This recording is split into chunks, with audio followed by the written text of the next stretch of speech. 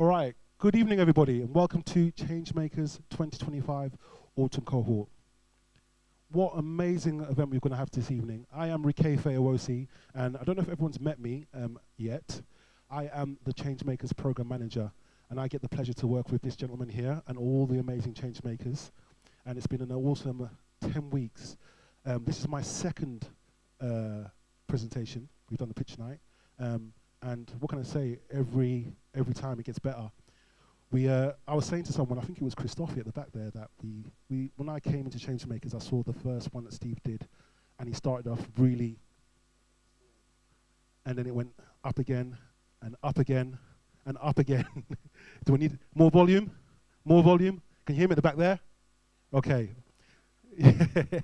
So yeah, we have definitely outdone ourselves today. We've got 200 people plus in here. Amazing food and drink provided by our wonderful Facework team. We've got people from all different organizations in here tonight, and it's a wonderful celebration of all these amazing projects. This program is really special to me. I get a bit emotional sometimes when I see this stuff going on, because I grew up down the road in a little forest-through town called New Cross. There's nothing really happening there. And Steve has managed to put together an amazing program, not just Changemakers. We have the Facework Loft, we have the Hatcham House and the Brew Club. Can we get the levels up?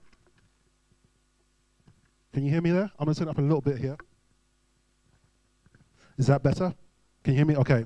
So we have the Liberal Club and we have the Maker Space, and we do so much amazing work in these places.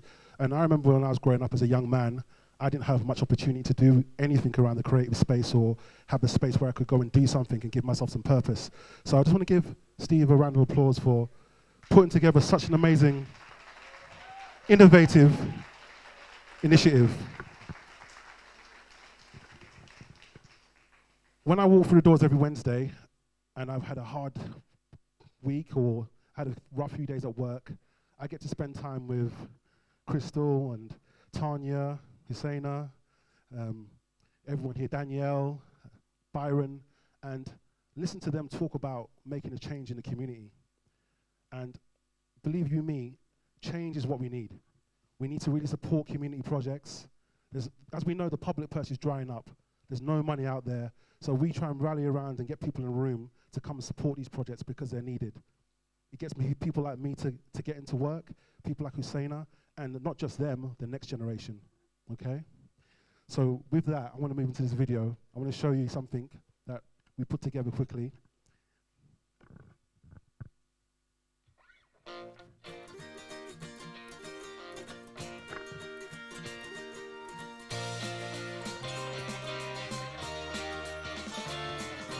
Changemakers has really made me think about the why of what I'm doing.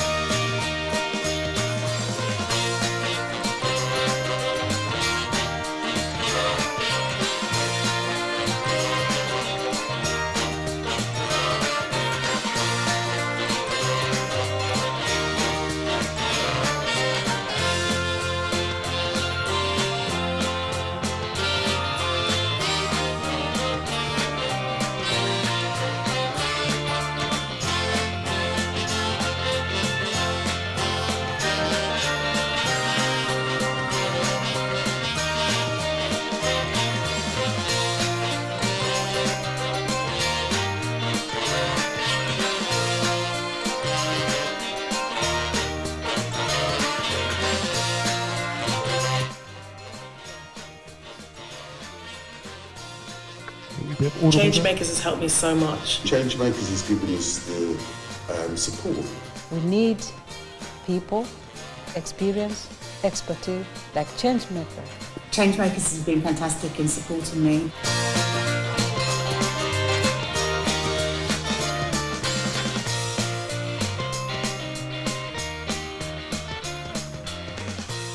Okay. How do you think Facework's going to help us afterwards? Well done, guys. Well done. There was a couple of words there on the screen. The one that stands out to me the most is real change. And without the likes of Steve here and all our partners and funders, we can't make that change. So I want to go on to acknowledge and thank all of our funders here tonight who come in various shapes and sizes. First, I want to thank Michael from Blue Garage, who's let us use this amazing space. We'll get into a bit more, not yet, we'll get into a bit more about this space and how good it is and what he's doing here. His team, who are Anna, Will and Callum and Ben, who's in the bar tonight. He's serving till about 9:30, so get your drinks in. He'll give you a free one from me as well. We've got Caroline, Emma and Miko from 4i Solutions. They help facilitate a workshop, which is amazing, and does great work around governance and structures and partnership. We have Karen from Lewisham Local. Is she here tonight? Karen? Is Karen here? Not yet. She done an amazing workshop on how to get up and do this, how to pitch your idea. And when I was in that session, I was watching all the changemakers have light bulb moments. You could see it in their eyes, and I was like, this is why we do it. We've got Amy from Phoenix Housing. She's in the house somewhere. Where's Amy? Here she is in the back there. And we have Christophe from Peabody, Abraham. We have Joe from Axis, Spike and Joe from Lewisham Council, and the Mayor, Brenda Dacres, is downstairs as well. So we've got a bumper crowd. We're going to show some of these amazing projects, but we're going to move on to our next segment now. I'm actually going to ask Michael to come up to the stage because we need to go through a bit of housekeeping tonight. So I should really know this place at the back of my hand, but I don't. So if someone needs to go to the toilet or get out, he'll be the man to tell you where to go. So I'm going to give you this mic here. Okay, hello. Welcome, Michael, everybody. Welcome, Michael. Welcome to Blue Garage. So importantly, the toilet. So the men's toilets is just round here, and the ladies and gender-neutral toilet is downstairs and sort of underneath the men's toilet. If you need to get out, please go that way and down the stairs. If you go this way, you'll end up at the factory, which we've locked. So you'll have to come back up again and go there. So they're probably the way that you all came in. Thank you for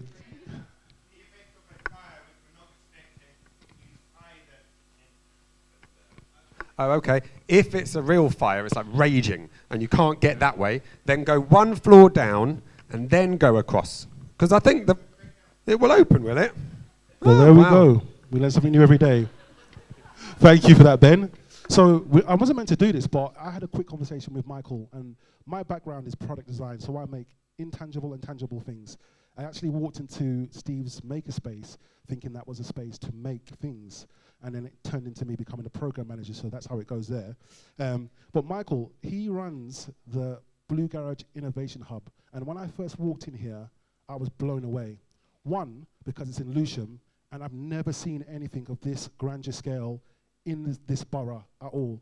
Two, I've never ever seen a young person who wants to get engaged with this work be able to find space like this. I have them all the time hit me on LinkedIn, on WhatsApp when I post work I do, and I said, how do I get into product design? How do I do this? How do I do that? I don't know where to point them, especially if they're from the borough. So, Mike, could you tell me a bit about what this place is and how it became? Yeah, it's not only the biggest innovation hub in Lewisham, it is the biggest innovation hub in London, and maybe the biggest interdisciplinary open access maker hub in the UK. Here, here.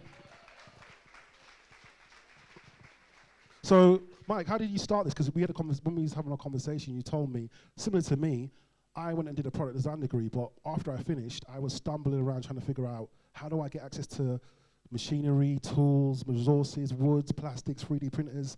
So could you tell me a bit about how you came into this sort of space? I also did a product design degree. Here, here. And when I graduated, I had an idea, an invention that I wanted to make, but it was quite big. It's this roll-up hospital screen that you'll see dotted around the building. And somebody very kindly let me share his workshop. And if it wasn't for him, I could never have started that business. By the way, do I need to hold it like right close to my mouth, or is this okay? I think that's about right. Just does that about work? there. Does that work? Oh, further away. Oh, okay. Are we echoing? Okay, we do this. Okay. You can is that better? hear us. Project our voices a bit more. We'll just shout, maybe. Okay, so this wonderful man, Andrew Dayton Lovett, let me share his workshop. And it was like this little workshop. Hello, everyone over there. And if it wasn't him, I could never have started this business, because there I could make my first few prototypes. And then I just immediately started selling it to hospitals, and the rest is history. Every hospital in the country ended up buying these screens, and we built a relatively big business. But it's that first step. And if he didn't let me share his workshop, I could never have started this business. And so Blue Garage is that for other people that want to get into making and want to start a business and want to just make things that not many people have access to: sewing machines and woodwork facilities and metalwork facilities and 3D printers. We've got all of that here, and it's at a very affordable price. So the barrier that exists for so many different reasons, for so many different people, we want to remove as many of that as possible so people can start their businesses and start their careers. Well done, Michael. Thank you so much for that. We love that. We love that. So also, we're going to have a bit of a nice segue into a bit of fun. We're going to run a tool we've been playing with called Mentimeter. Now, it's an interactive tool, and we're going to ask everyone in this audience to get involved tonight. So what I'm going to do is I'm going to ask a question fittingly around Blue Garage. What does everyone think of this space? So that's a question, okay? If you could all scan this QR code here on screen, so I'll give everyone a bit of time to do it. You can do it as well if you want, Mike. Phones at the ready. Has everyone got access to the interface?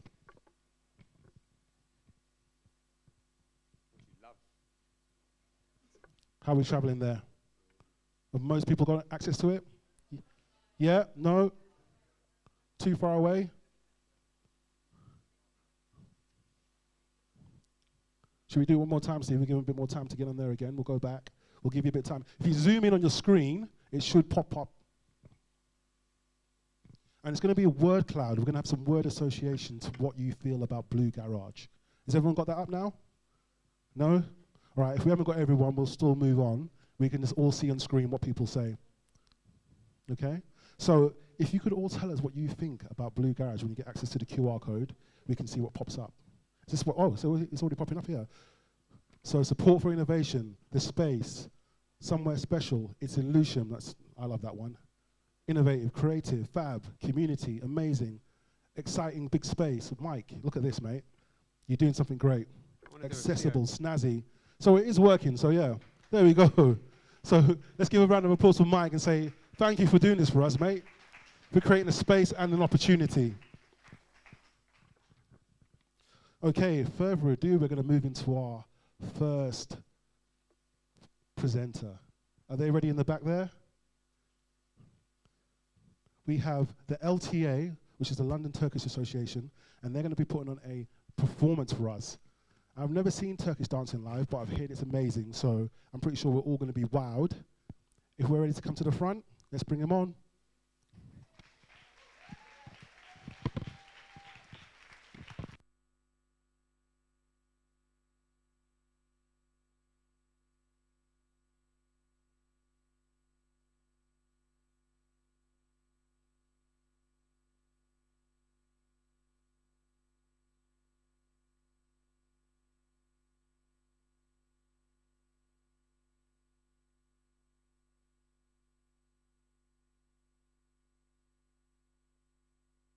Look at these costumes, they're amazing.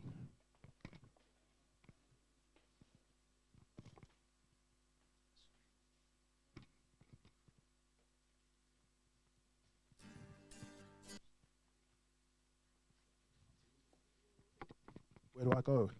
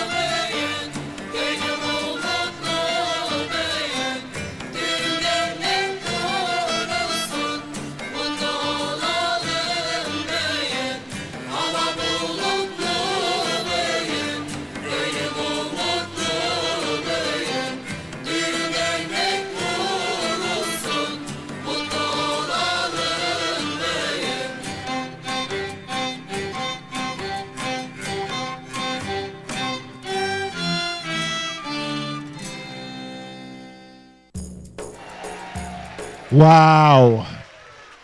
Oh, we still got some more. Okay.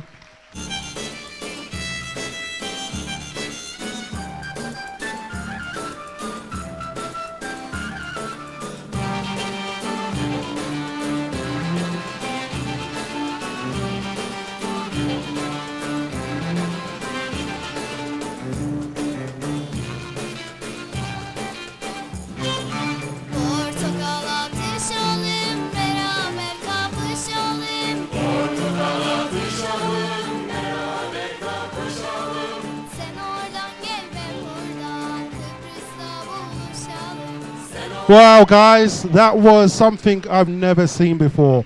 What an amazing dance that was. Guys, that was amazing. How long have you been doing that for? More importantly,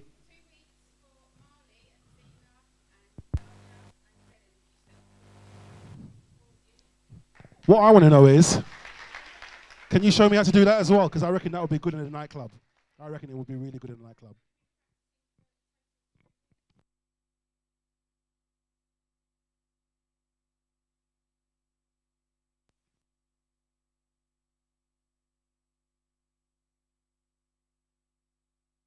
Well done, well done. Thank you, guys. One. Josh, off you go, Josh. Thank you.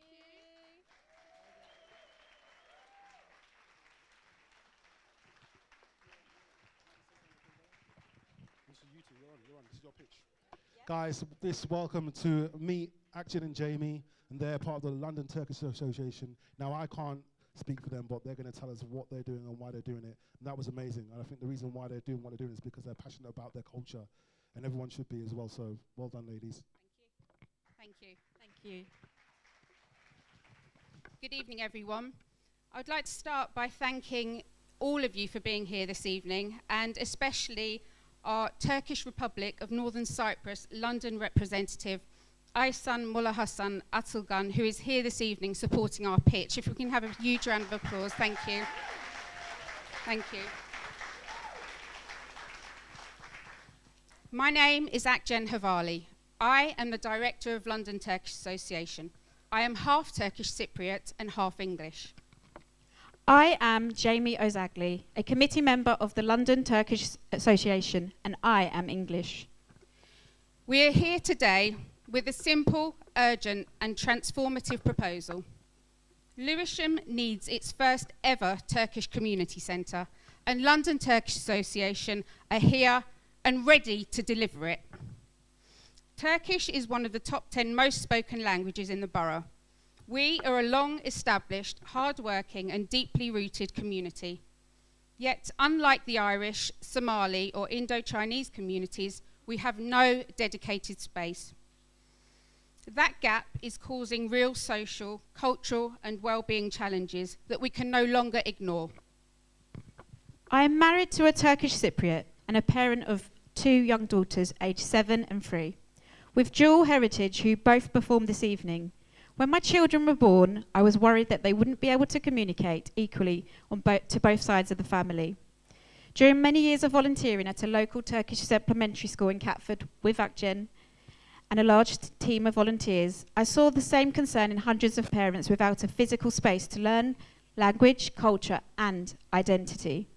Children drift, families disconnect, and communities lose their heritage in a single generation. So, why does it matter now? I speak as a former head of an NCVO Gold Award local Turkish supplementary school, a community leader, and someone who has lived in the borough for their whole life.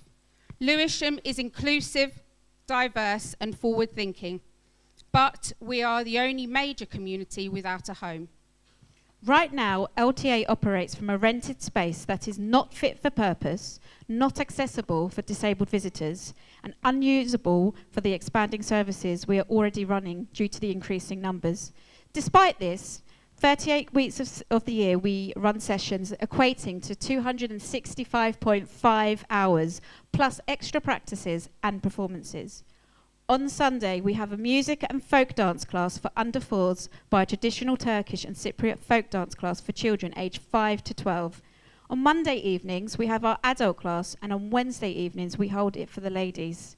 The social connections that parents and members get together, they support each other's mental health, their well-being, and tackle social isolation.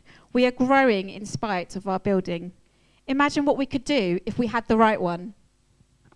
Lewisham has the opportunity to create a flagship community asset, a Turkish community centre that strengthens identity, improves cohesion, and opens its doors to everyone in the borough.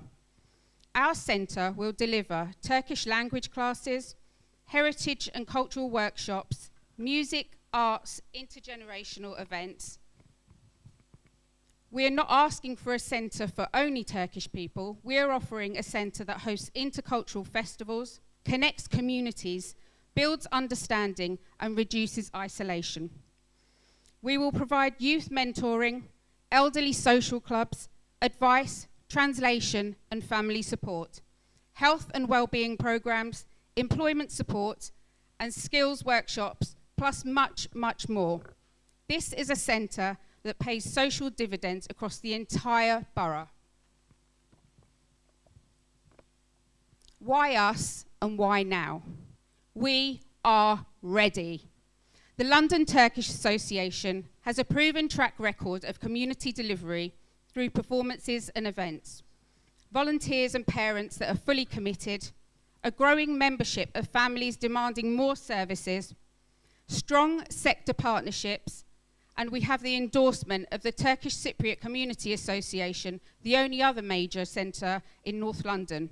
Their former CEO, Erin Metto, put it simply, over the years we have had hundreds asking for a South East London base. We wholeheartedly support LTA's mission to secure a suitable premises. Demand exists, partners exist, community readiness exists. What we need is your support for a suitable premises. What we are asking Lewisham Council for one commitment. Work with us to identify and secure a building that can become the permanent home of the Turkish community in Lewisham, a home that will serve generations to come. We are not asking for the impossible. We are asking for partnership. Once we have the premises, we will utilise all of the additional knowledge we have gained by taking part in Lewisham Changemakers 2025. We will fit out fundraising, programme expansion, volunteer mobilisation, community engagement, and long-term sustainability. Thank you. Thank you. Here. Well done, guys. We're going to welcome Emma from 4i Solutions to give them their certificates and take a picture. Thank you, guys. That's an amazing pitch. I love that dancing. Who loved that dancing? I think I want to take some Turkish dancing classes. Hey, Emma, welcome to the stage. Thanks for coming again. This is Emma, lovely Emma from 4i Solutions. She's actually one of our facilitators, so if you need any help around strategy, work within your business, this is the person to call. They work in construction, but they'll help you.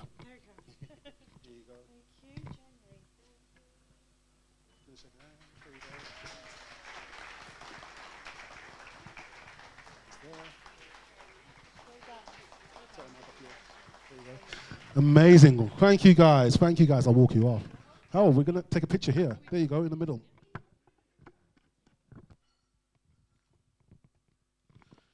Amazing. Well done, guys.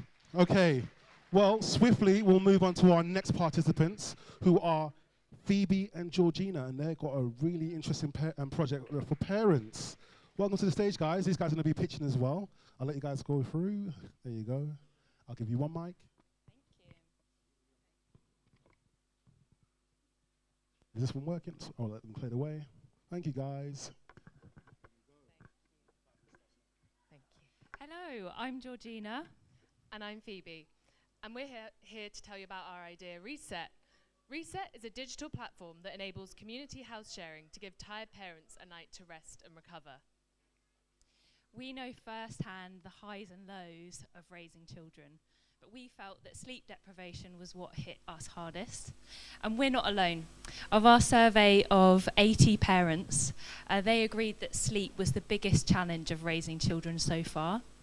We heard stories from parents about how they had to take their baby out at 2 a.m. in the buggy to get them to sleep. We heard about how they were prescribed anxiety medication because they worried all day about how bad the night would be. And another mum was signed off work for exhaustion when her daughter was 11 months old. In 2024, the Office of National Statistics estimated that there were 3.9 million children aged 0 to 4 in the UK. So that is about 4 million exhausted parents who are not getting the support that they need. And as parents, sleep deprivation is just part of raising children. It impacts us all.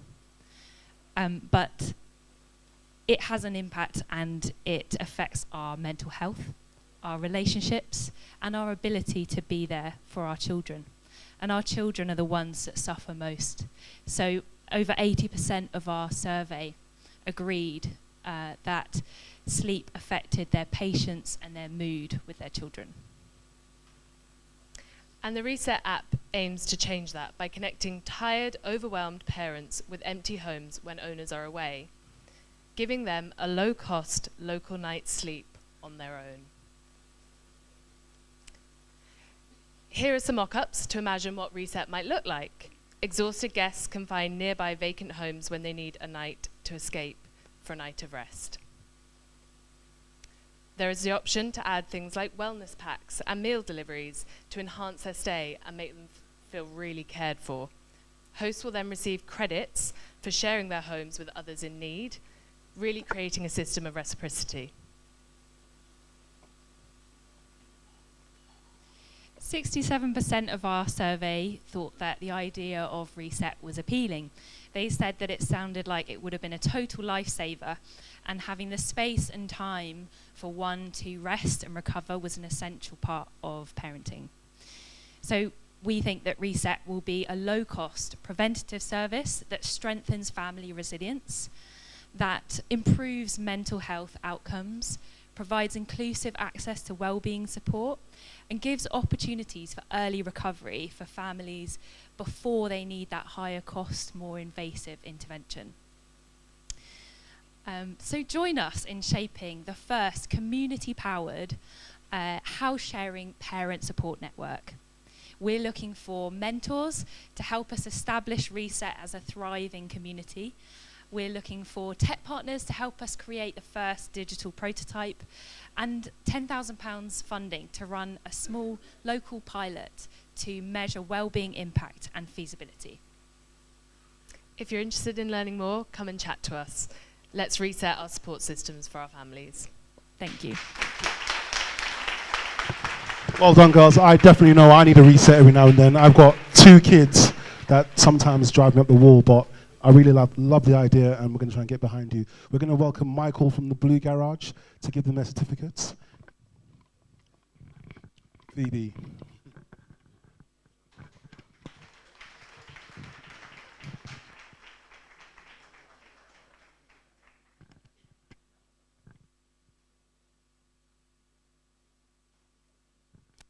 Awesome. Thank you so much, Michael. Well done, girls.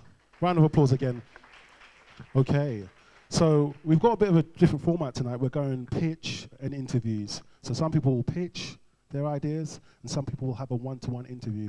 And to do that, we're going to welcome back one of our previous Changemakers, Crystal Parkins, who's going on to amazing things. She's actually working up at the Loft Space now, and she's a trailblazer. She really came to the project last year and applied herself like no man's business. And when it shows you have a bit of grit and determination, what you can do, she's living testament. Okay, so give her a round of applause and welcome her to the stage. So Crystal, welcome back. Are you glad to be here? Yeah, over the moon. I'm really proud to see actually how the programme's really elevated. When I came in the front door, is that better? When I came into the front door, well, just upstairs here, and I saw all of the amazing photos just on the entrance. Yeah, I was just really proud of what Changemakers has become. Amazing. Can you tell us a little bit? I know you wanted to sort of have a little moment to yourself and tell us what you've been up to. So I'll give the floor to you for 5 minutes, a couple of minutes. Sorry, not 5. We've got to get through the procession.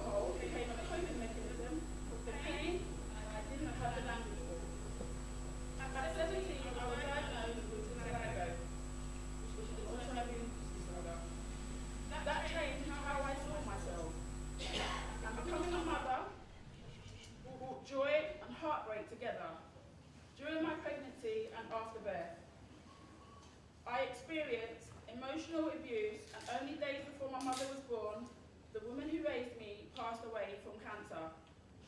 The grief was unbearable and I fell into postnatal depression. But healing found me slowly. In my early 30s, I finally stepped into my truth and came out. I allowed myself to love openly, and that led me to my partner. Now, 7 years together. That became one of my biggest sources of strength.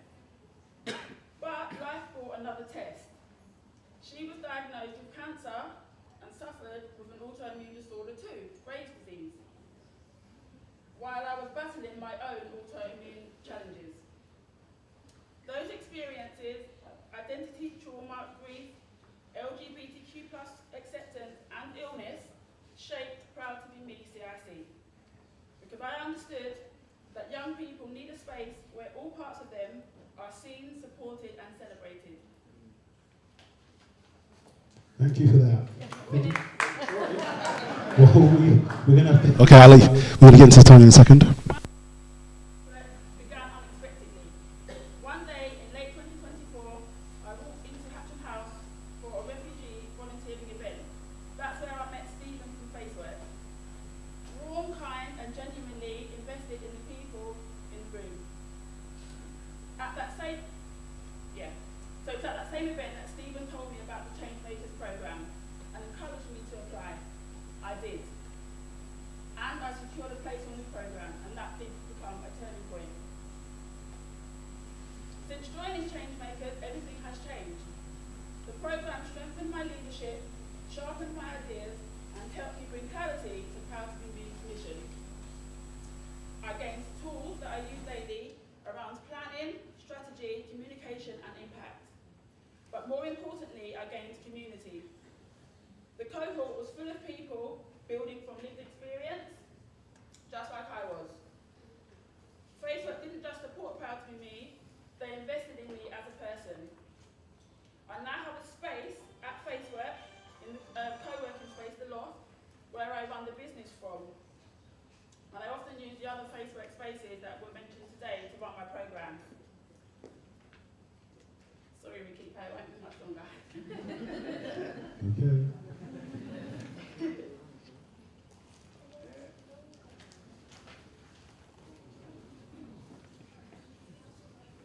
Why does this matter? Because stories like mine don't have to repeat themselves. Our safe space, one trusted adult or one trauma-informed intervention can change everything. Proud to be Me CIC interrupts cycles of exclusion, exploitation and shame. We help young people rebuild their lives in ways that they once thought were impossible. Okay. We're going to welcome Tanya to the stage now. Thanks for that, Crystal. That's really, really well put together. We're going to welcome Tanya to the stage. She's going to be talking about her project called Cafe Neuro. Now, she's going to be doing an interview-style pitch with Crystal.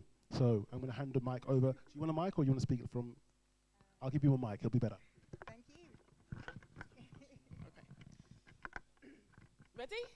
I'm as ready as I'll ever be. Let's do it.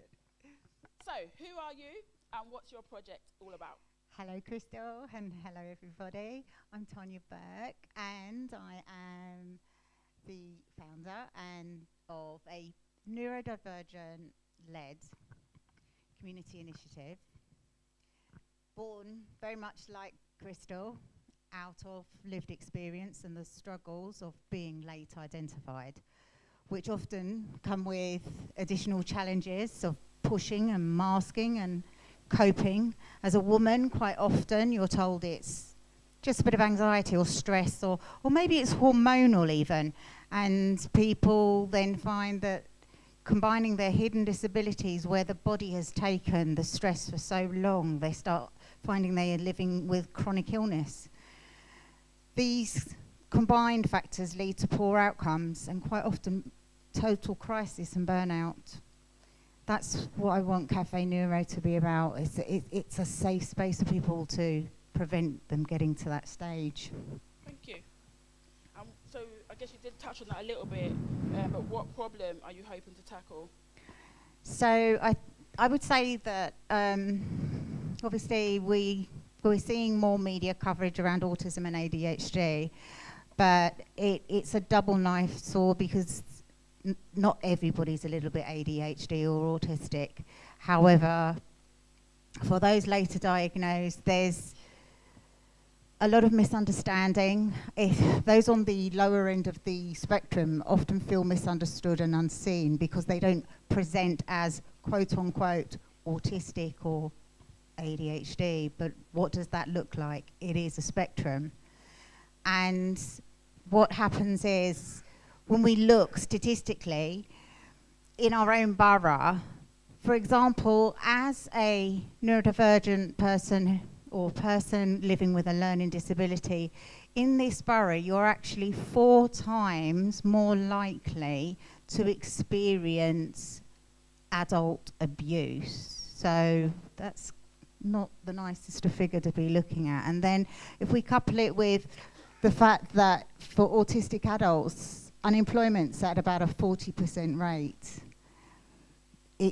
something's not quite happening here, something's missing, and we need to sort of find ways to support people and get them into employment, meaningful employment. And if you then look at long wait times, not only are children waiting on lists, adults are, because so many have been missed. Because in the generations before myself, I'm in my 50s, my generation and older, we didn't even discuss these sort of things. So there's a whole generation of people that are masked, missed, and they're just surviving. But I want to see people thriving. And that's where Cafe Neuro steps in, not just a cafe, a support system with lived experience. So what sets Cafe Neuro apart from others, and what support do you need to progress? So for me, it's about it being peer-led, and also I'm passionate about empowering disabled leadership.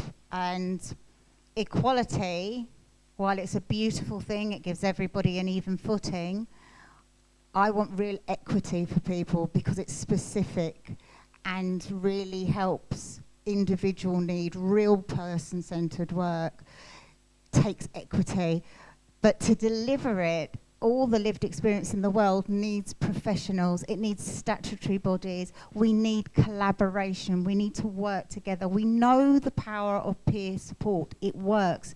It's been proven with Mind in our mental health teams. We know it's a valuable asset.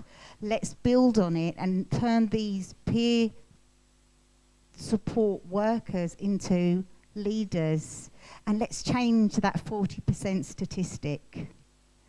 And imagine the ripple effects, the parents of neurodivergent children seeing their parents thrive, not just survive. That's what we want to create in sensory environment, trauma-informed, signposting, but a one-stop shop. Because if you have executive functioning, you're going to struggle. But if you have one place to go that's a little friendly coffee shop plus, where you can tap into real support and connection, you can build. Well done. Well done. So, and to present Tanya's award certificate, we're going to have Karim come to the stage. Karim?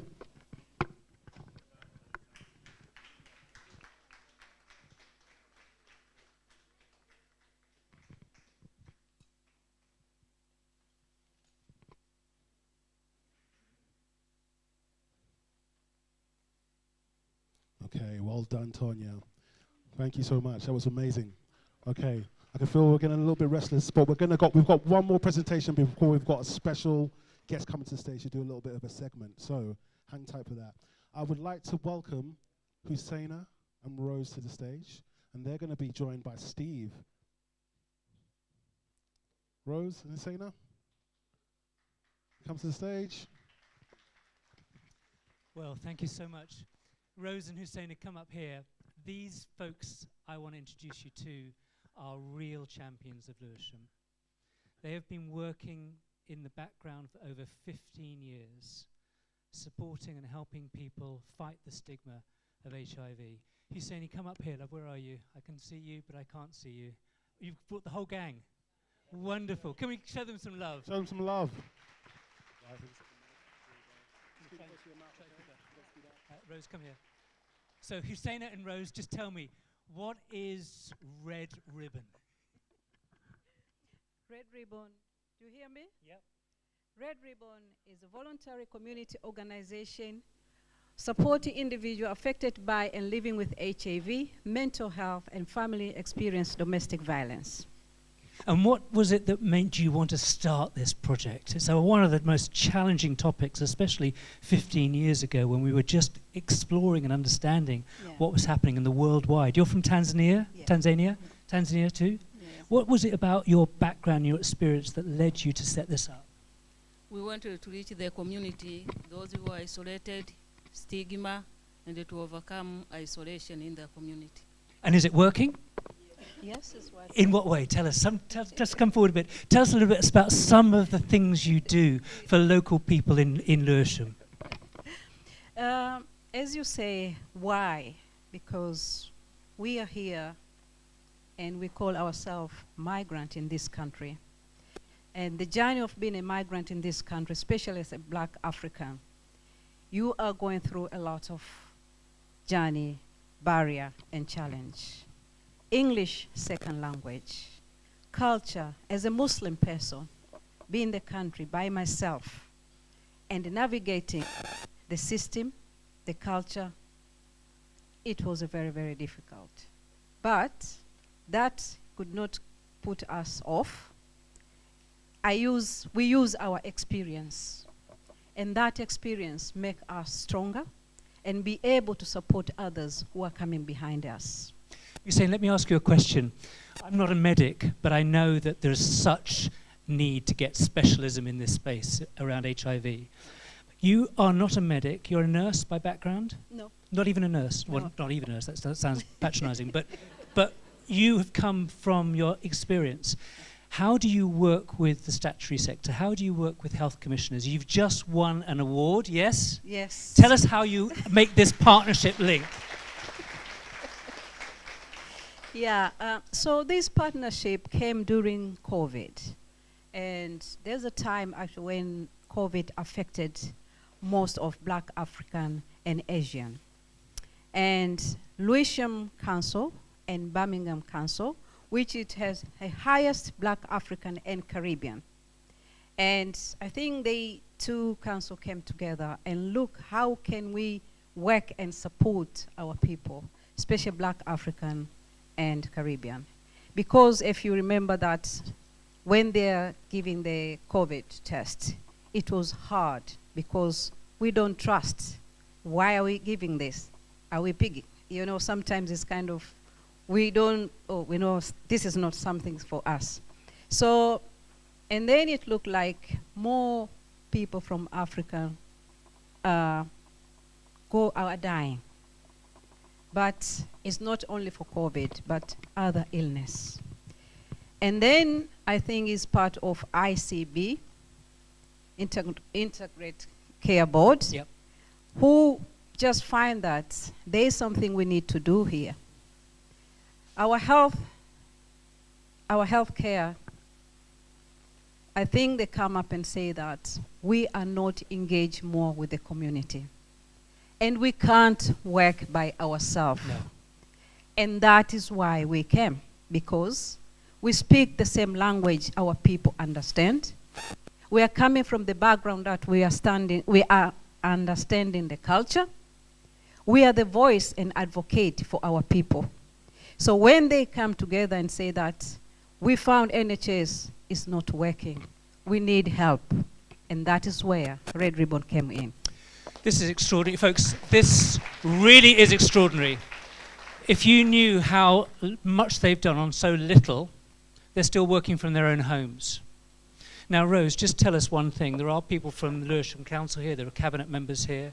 We know that you, like others, need a space. What would you do? How would you sustain it? What would you build a partnership with if you had a space to run a place for people that you're working with? If we have a space, it will help our members to feel more comfortable, more relaxed, motivated, and confident for them. We'll also empower them for doing our daily activities like knitting. We are also doing sewing. We have activities like singing. We have a choir behind here. We are ready to sing for you. Oh, wow. Okay. And through the support group, we will empower our people also to overcome stigma, isolation, which is a killing silence killer. A killing silence, stigmatization, yeah. A killing silence. Listen, folks, let's show some love.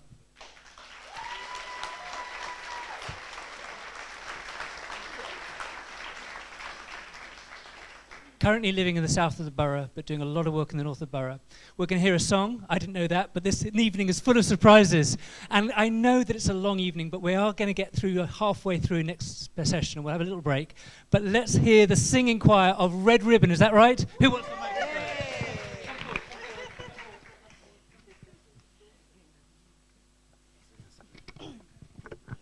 Thank you, ladies and gentlemen. It's going to be a very short chorus, so it won't take a lot of time. And as Hussein has explained, we enjoy music, and music makes us who we are, and like the culture, without music, we are nobody. So it's a small chorus and saying we are together, we're going to be one, and all of us join us together. We fight this thing, and we'll be fine, okay?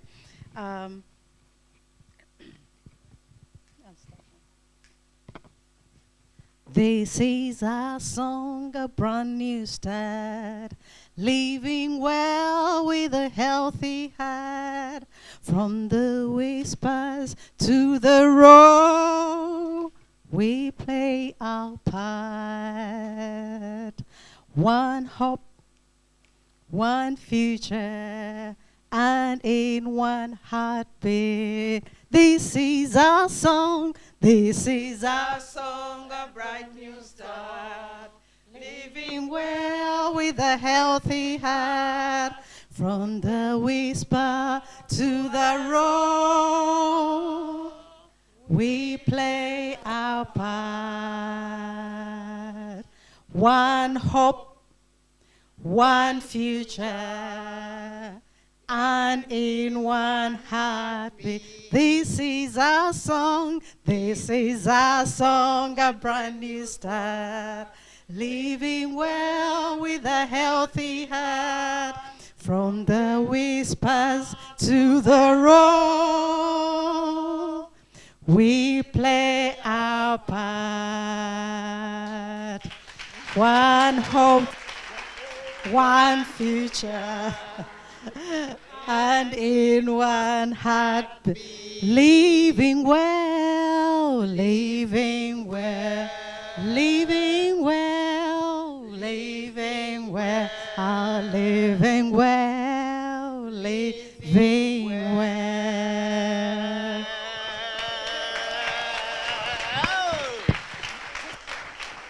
Wow, wow, wow, what an amazing hymn that was, or song. I love it.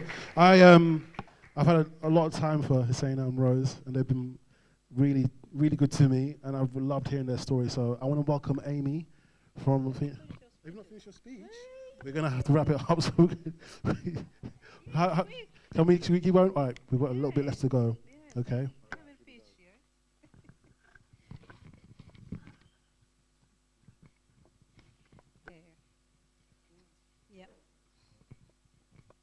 Lady Libon Living Well was founded in 2009 with the vision to provide compassionate, person-centered care to those affected by and living with HIV, mental health challenges, and comorbidities.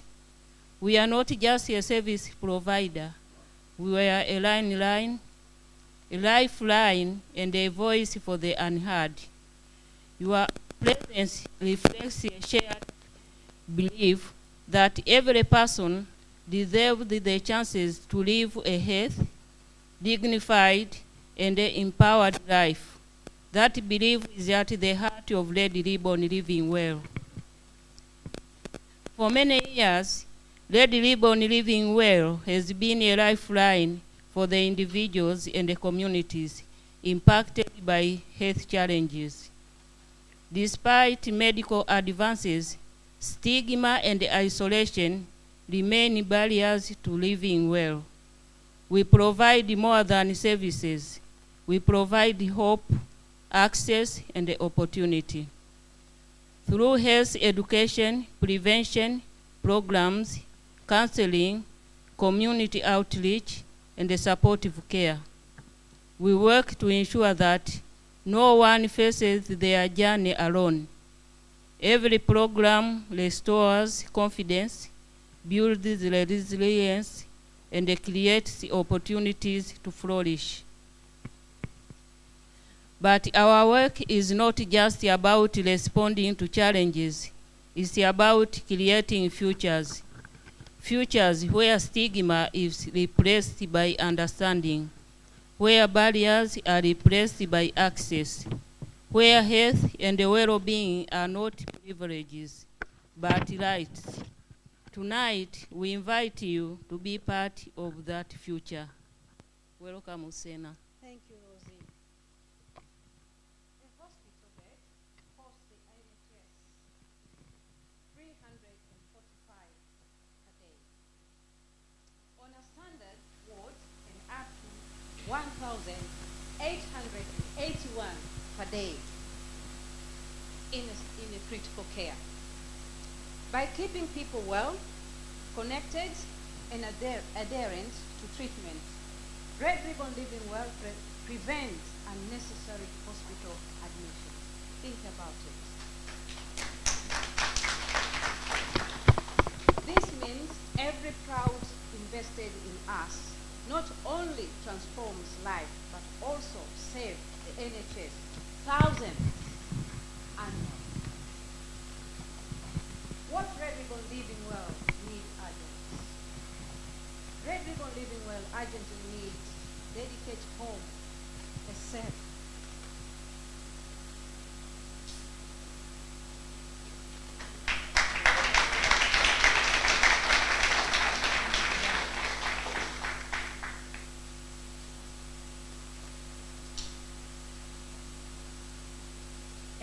and welcome space where our members can gather, heal, and grow.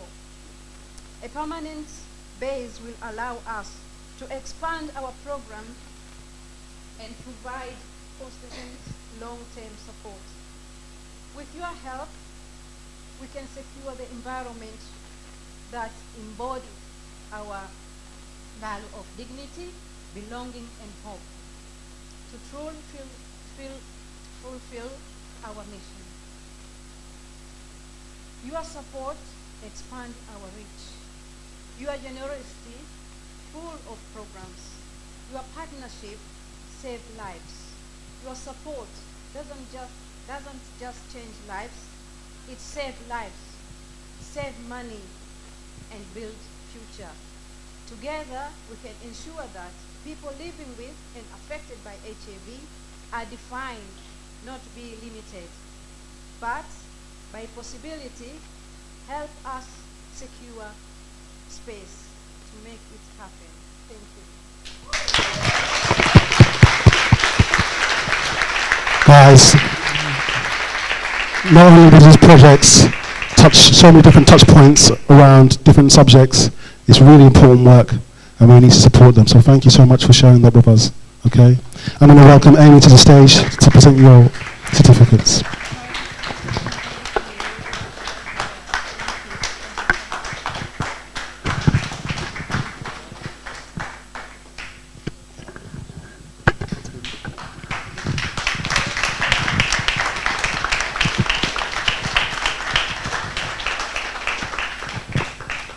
Okay, Steve, come up here for a second. We're going to try and get this crowd going now, right? So, we want to do something different. We've got a lovely young woman by the name of Maxine who's going to come up here. And she works in the fitness space. And I think a few people here look a bit tired and tight. So we're going to get her to come to the stage and get you up on your feet to do some stretches and a bit of exercise. Who would like that? Hey, so good evening, everyone. My name is Maxine, and I'd like you just to stand for a moment. If you can stand with me for a moment. Everyone up on their feet. Let's go. Come on, guys. Let's get some energy in the room. So, we're just going to do a little bit of tap. So, all I want you to do is just, here we go. We're going to go right foot first. So, we're going to go right, left. That's it. Come on, guys. All right, that's it. Now we're going to change it. We're going to go back. That's it. Now I want you to do something else, okay? So we're going to turn, we do a rotation. Oh, that hurts a bit.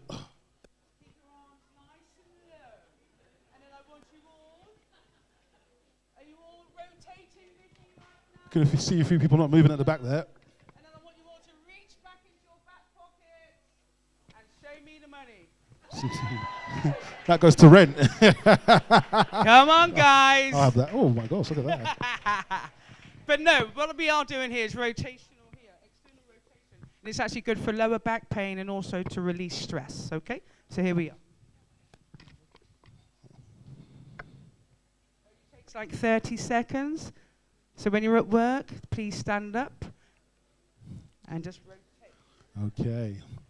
Don't forget to go back to your back pocket and show us the money. Okay, guys? Thank you. Thank you very much. You can all sit down now. Thank you. Okay, thank you. So we're going to try another interactive word cloud. Okay? So, does everyone remember those QR codes we had before? It's right there on the screen. Okay, you missed, was you here for that? Was you here for that? You didn't see this, did you? Get your phone out, Karim. Okay. So what I'm going to do is ask everyone to scan this code again. It's going to be a question on the screen. And the question is, I don't know if I want to ask this now. What do you think about the evening so far? And we're going to see some honest answers, I think, probably in here. So has everyone managed to scan it and get onto the UI?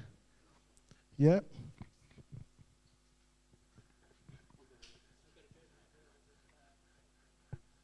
We'll just let Steve get there. So he's got to go to the next one. There we go. Technical difficulties.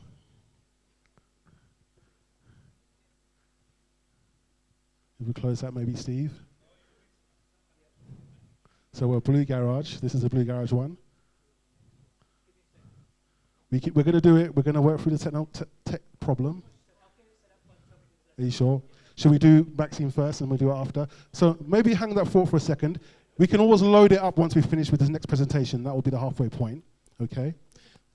There's a bar as well, so we'll get to the bar. Okay, so this is Maxine, and as you've seen, she works in the fitness space, and she does wonderful exercises every time she comes down on a Wednesday.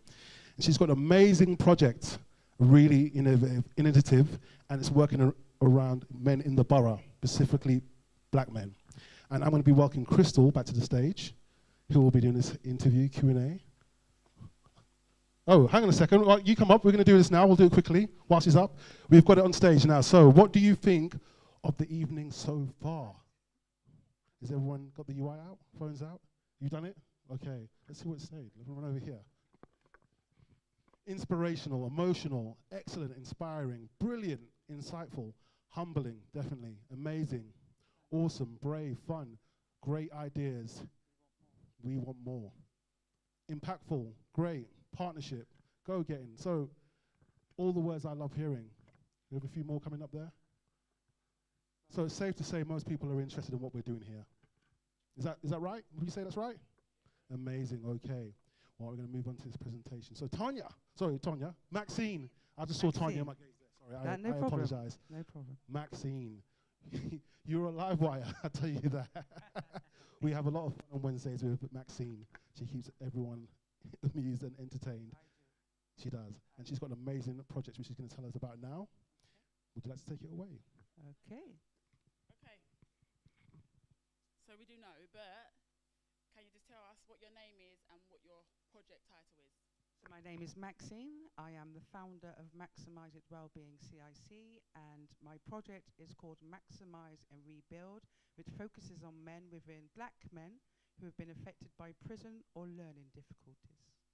Thank you. What inspired you to create this project, and what's the personal story behind it? Okay, so my personal story is I was diagnosed with cancer 2022, and I changed my career from building BMWs to fitness and health.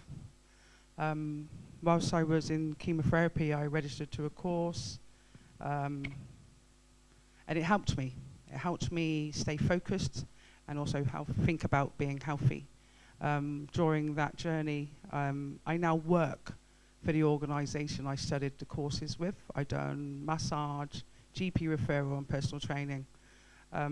During my journey now as an assessor and an additional learning needs officer, I have noticed there's many black men who struggle with learning difficulties and also low self-esteem due to experiencing being in prison. Now, I want to change that because obviously my own circumstances made me feel resilient and strong. I want to project that back into black men within the Lewisham area. I want them to know that they are capable regardless of what we go through in life. Thank you.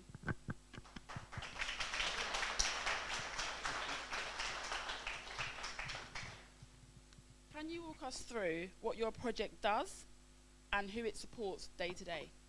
Okay, so it would be 6-week project. First week would be an introduction. They will have goal setting, but you have to commit to wanting to change something within your life. So whether that would be studying or employment, I will support you with that.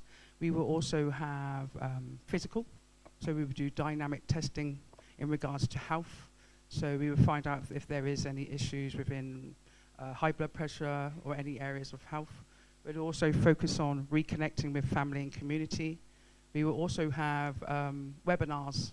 So I have 2 face-to-face sessions, but most of it would be webinars because I want them to also feel connected with this new AI and everything that we're doing at the moment. So they may feel a bit isolated with that. So I want to make sure that I can, well, I would like to form partnerships who can help me with the equipment and stationery for me to provide that service, but I would like to be communicating with them through webinars, not just face-to-face.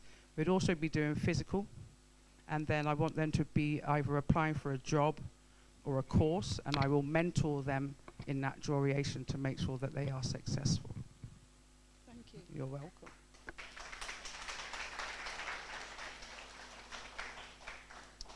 What impact do you want to make over the next year, and what support would help you get there? In the next year, I want to be helping at least 100 men. I want to see 100 men change their lives around, but I need some support from organisations for this to happen.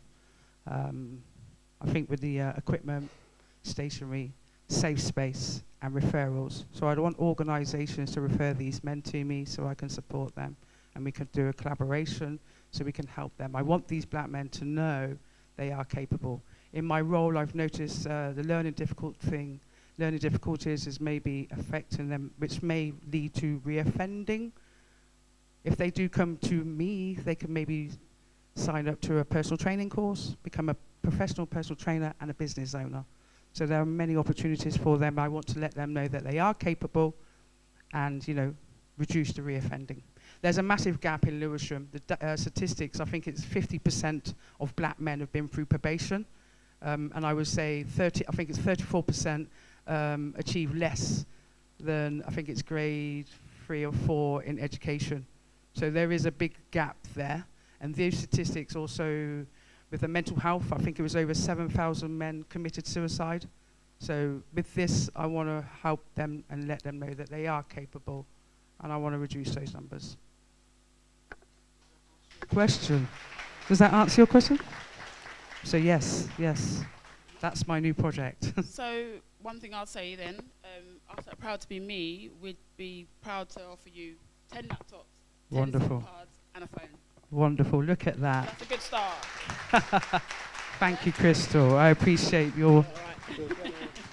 Thank you. Thank you, guys. Thank you for listening. Well done, Maxine. And to give her a certificate, we'll welcome Christopher from Peabody. Nice to meet you. Thank you so much. Thank you.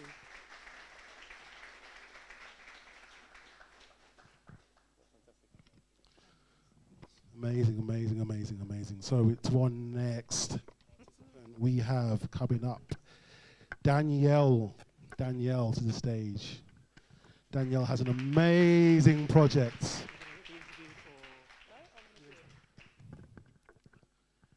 Welcome, Daniel. How are you doing? You good? I'm good. How are you? We're not doing an interview, but I just wanted to talk to you because I've not spoke to you all night. How are you going? I'm great, thank you. Happy to be here. Happy to be at the end of the 10-week program. The floor is yours. Wow, thank you very please. much. Good evening, everyone. Thanks for coming this evening. My name is Danielle Johnson, and I'm the founder of the Etiquette Pathway. I started the Etiquette Pathway because I noticed something in our community. We're having issues with communication, with behavior, and with customer service standards. This needs to change. So I decided I would create a 6-part program that would deliver life skills, customer service training, and etiquette training. Because etiquette is the thing that's missing. What is etiquette? It's learning how to communicate. It's learning how to be confident. It's learning how to be respectful and how to navigate social situations. We need this. Our community needs this, which is why I want to work with children, young people, and families. On our 6-part program, we will teach good manners, how to meet and greet people, how to be professional, and how to carry that from the home to the school to the workplace. We need to go back to basics. Yes, we're in a world of technology now and everything like that. And there was a time when etiquette was taught in schools. It's not done so much now, not in our community anyway. You see, traditional etiquette training costs anything from £90 an hour to £4,500 for one session. And that's Royal Standard. But we want to give the people in our community the same Royal Standard, but for free. I want to offer these courses for free to our children, to our young people, and to our families. We will have family workshops where we will teach everybody to work together. The reason we'll do it as a family as well is because if you learn as a family, you grow as a family. And that would also mean that when the session ends, the learning doesn't stop. We want to take this all the way across London. That's my dream. And if every session we had for our 6-part program had 10 people in it, and if we delivered that program 4 times a week, we could train 34 groups of people every year. That's 340 people with new skills, with the ability to communicate, the ability to connect, and with the etiquette that it takes to make this community a better place. I'm asking you all to think about it. Think about what kind of change that could be. Think about how the next generation will behave. Because you see, the home is the first classroom. So what you learn at home, you take out into the community. And if you teach this generation, they will teach the next. So I'm asking you all to think about it. Think carefully. What kind of change would you see in Lewisham if I had a program like this up and running? Because I believe that I am my community and my community is me. And we have to work together to make positive change. So this evening, I'm seeking spaces to run my program across the community. You know, deliver 6 pilot sessions, deliver a few pilot sessions, and then roll out into the 6-part curriculum. I'm also seeking partners to help me deliver this program and reach more families. And I'm also seeking funding. I said that one quietly, right? I'm also seeking funding because I want to make sure that these courses remain free and accessible for the families that need it the most. There are people that are able to afford these courses, these type of etiquette courses. You've seen them all over the internet, all over the television. But I want to level the playing field and allow the children from our community to sit in the same boardrooms as the people who can afford these courses. Thank you for listening, everyone. Well done, Danielle. She's definitely right, because I work in a well done. I work in a fee-paying school, and I have the privilege to see those young men getting taught etiquette. They get taught an art. They have a thing called the RP Society, where they can go and learn etiquette. So it should be available. You shouldn't have to pay 50 grand a year at a fee-paying school to be able to get them those skills and resources. So well done, Danielle. And to present your award, we're going to be welcoming, I believe, give me a second, I got this wrong. Sorry, guys. Who is it? Sorry, I got it wrong. It's Caroline. I was going to say Emma from 4i Solutions. Sorry. Here you go. Technical book.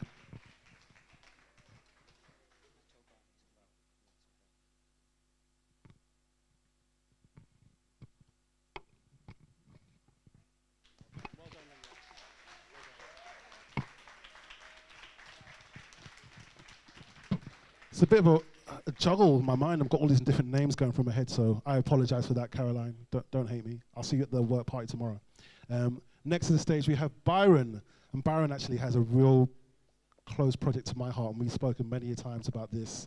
And I've just seen this young man come in with vigor and passion and deliver what his change is going to be and why he's doing it. And it's a really emotive one. I'm probably going to have to go in the back room because I might cry it when I hear him delivering this, because it does get to me a little bit sometimes. So yeah, here's your mic. Thank you, Ricky. Okay, good evening, everyone. So lovely to see so many supportive faces out there. Before I start, I just want to say thank you and congratulations to all the Changemakers for coming on this journey and sharing it with me. And also, I'd like to say thank you to Facework for giving us this opportunity to grow and to share our social impact projects with you all. So.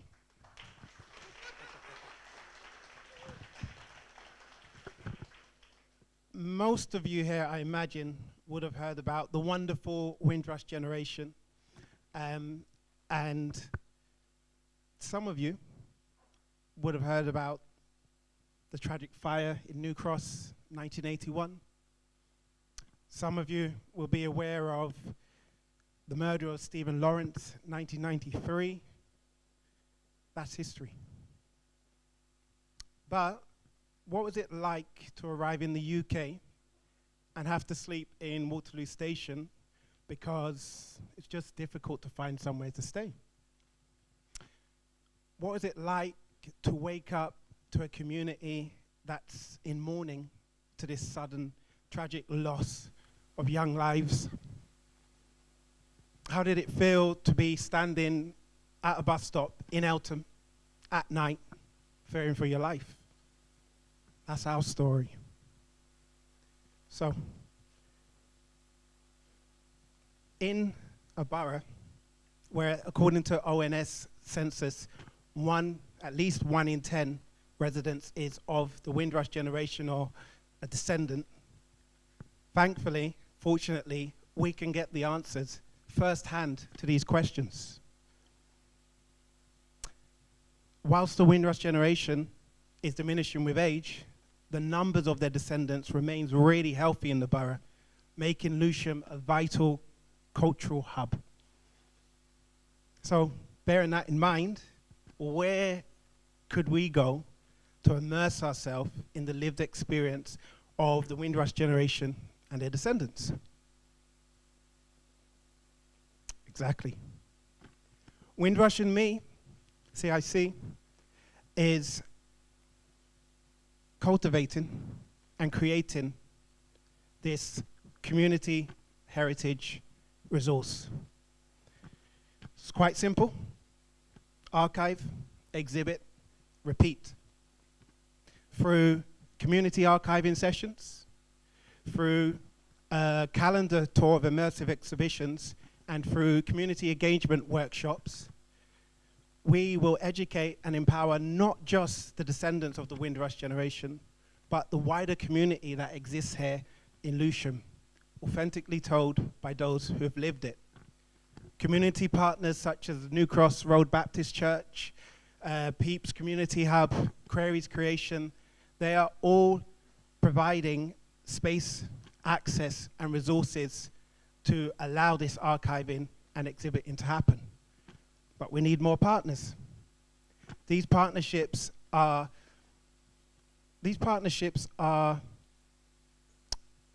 what could I say? These partnerships, what they're doing, they are cultivating,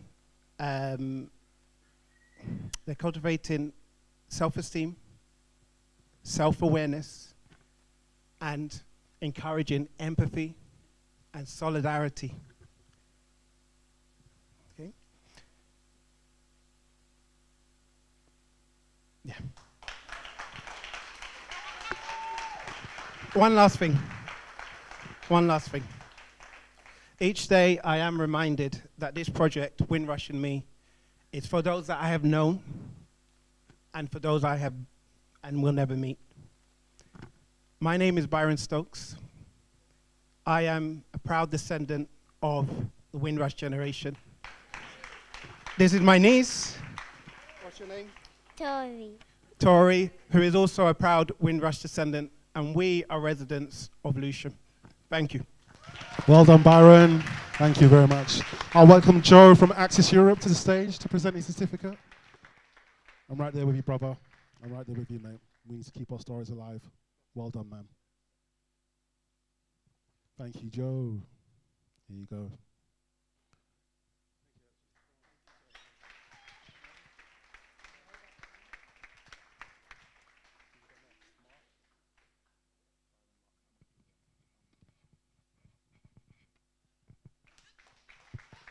Amazing. Well done, Byron. Thank you so much. Okay, we're almost there. We've got the tempo going now. So I'm going to invite Mark to the stage, and I'm going to be up here interviewing him because this is a bit close to home for me as well. So Mark, welcome to the stage. How are you doing? Good evening. I'll give you this microphone. Hi. On this side here. Hi, everyone. Thanks for coming this evening. Appreciate that. Thank you. So Mark works as well as Maxine in the fitness space, and I'll tell you a little bit about me, right? This is how it goes. It's not about me, but I had a career in professional sport, and I remember the first coach I had reminded me just of someone like you, and I was lucky that he was there for me, because if I didn't have him, I would never have gone on to make it in the professional world of sport. He saved me from New Cross and all the stuff that was going on the outside. So this project, when I hear what you were trying to do, speaks really close to my heart. So thank you very much for bringing this into Changemakers, okay? Yeah, thank you. So, Mark, tell us, what is your project? Okay, I'm Mark Lancaster. I run a project called GMAX Track Stars Playground to Podium, and we're using sports as a conduit to get young people actively involved in sports and away from all the things that we know that youth culture is suffering from at the moment. And it's working. It works very well. In the words of Nelson Mandela, sport has the power to change the world, and that's what I'm doing right now. Starting with Lewisham first, though. I like that, Mark. Yeah. Mark, tell me, why is this so important to you? Why sport? Why this avenue? Well, strangely enough, before Life of Gravity took over, I used to sprint a little bit myself, and I found that it helped me to do all the things because it has transferable skills. Have I got a minute to play a little voicemail? Yeah? If you can, if we can hear it, put it next to the mic. I'm hoping I do. Backstory to this is a young man I coached from the age of 11 through to 16. And what typically happens, parents say, right, you have to study, you have to concentrate on your education. And that's what he did. He went away, studied. 8 years later, fast forward 8 years, I was doing my Facebook stuff, and I saw a message from his mother, happy birthday, Elijah. And I thought, oh, wow, he's grown into such a wonderful young man. And so I left a message on Facebook. Then I looked in my phone, still had his mother's number in there. So I phoned and left a voicemail wishing him happy birthday. Really great to see how well he's turned out. He's now 24, and he's doing really well. And then moments later, I got a voice message from his mother saying, Mark, his face lit up when he heard your voice. Absolutely lit up when he heard your voice. And then 5 minutes later, I get this message from him. So, can you say that?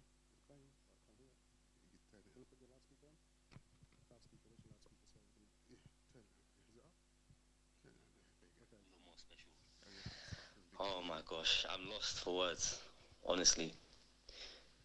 You you genuinely changed my life in more ways than you could ever imagine, not even in just athletics terms or in fitness wise, but just my mentality, discipline. I wouldn't be here now, genuinely, if it wasn't for you. And I will always, always, always, always, for the rest of my life, be grateful for you and everyone, and the time we had. And don't get me wrong, every time I'm training, every single time without fail, I can put my hand on the Bible and say this: there's not a time where I don't regret not sticking through it and just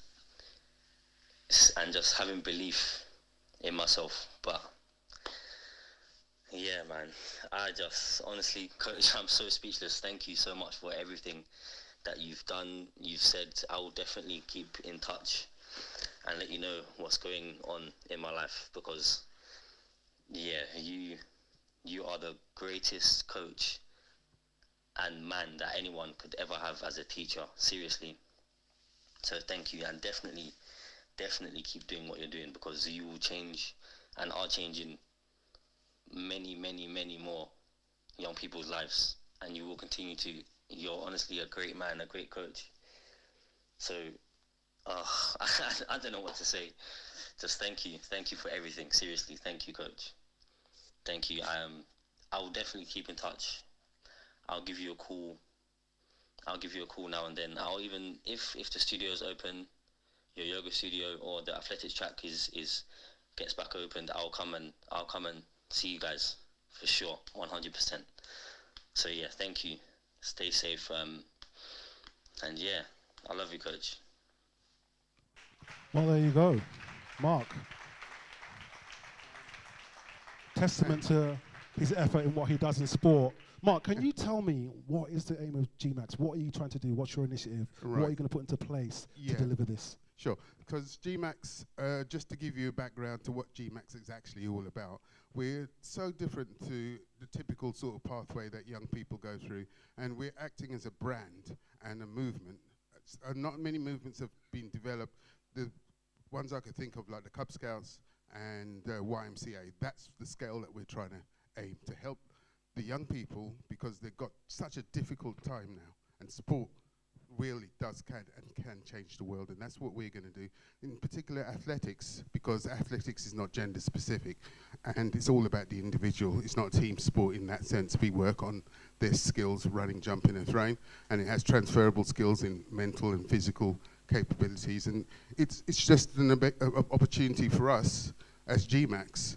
And just to tell you about what GMAX actually stands for, didn't want to be limited by geographical location, so we called it GMAX because most words that begin with G are very positive, like good, God, great, girls, gorgeous. Yeah. Yeah, and all that lovely stuff to the max. So it's called GMAX, and all the kids, they all want to be a G. So that's what we use it as a brand. And we've got a uniform, we become an institution, and we want to scale, not just as a pilot in Lewisham, but globally eventually. And I come from a place called Guyana, which is another G. So we're just using G as the theme and moving forward. And it works for the kids because they like to feel part of something, and that's what we do. They do. So before we round it up, tell me, Mark, what do you need support with at the moment? How are you going to deliver this to the kids? What if you could ask someone out there for a magic wish and say, I need help with this? What would that be? The first thing we need help with is our digital transformation. We're building an app. We've got some volunteers helping with that, but it's taking quite a while. So if we've got the funding to do that particular thing, that would be absolutely fantastic. And then the other thing we want is to remove some of the barriers, which is financial, paying for the facilities, their subscription to use the facilities, and that if we could get the funding for that, that will escalate our program and make it more accessible to the young people in Lewisham. And then we want to have a G unit in every corner of London, so we want to create our own league.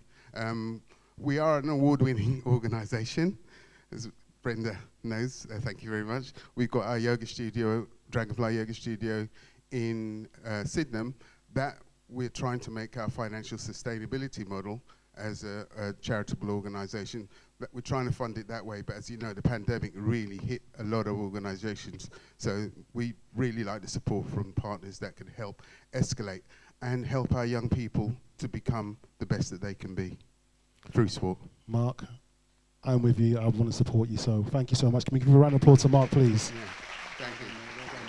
And to present his award certificate, we'll welcome Spike from Lewisham Council. Can you come up?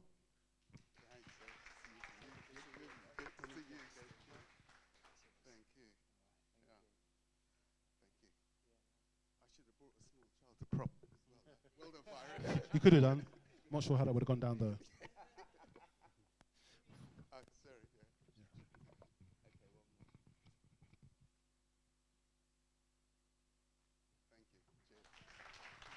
Spike, could I just ask you one thing?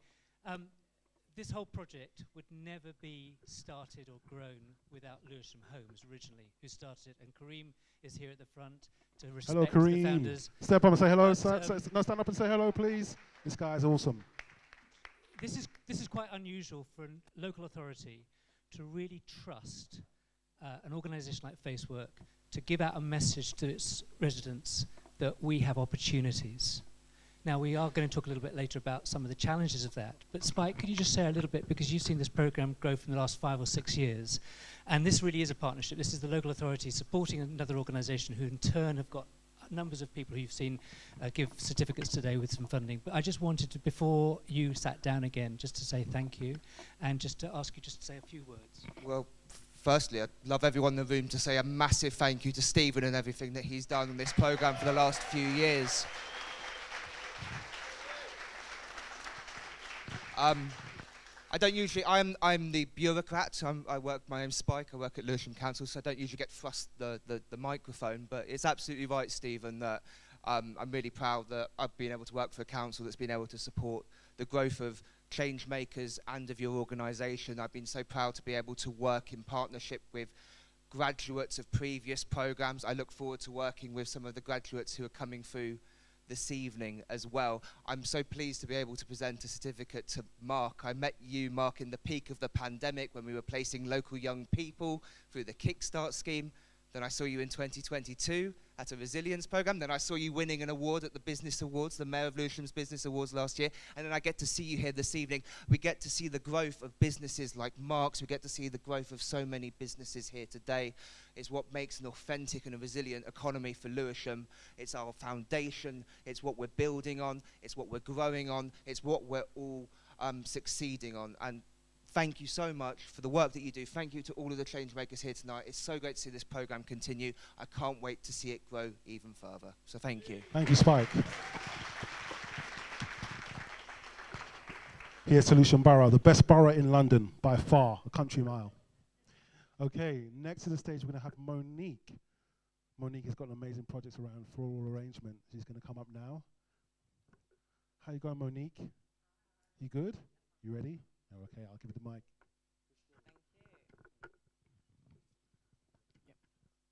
Ready? I'm ready. All right. What's your name and project title? My name is Monique, and I'm founder of MDJ Visionary, which is a floral and events company.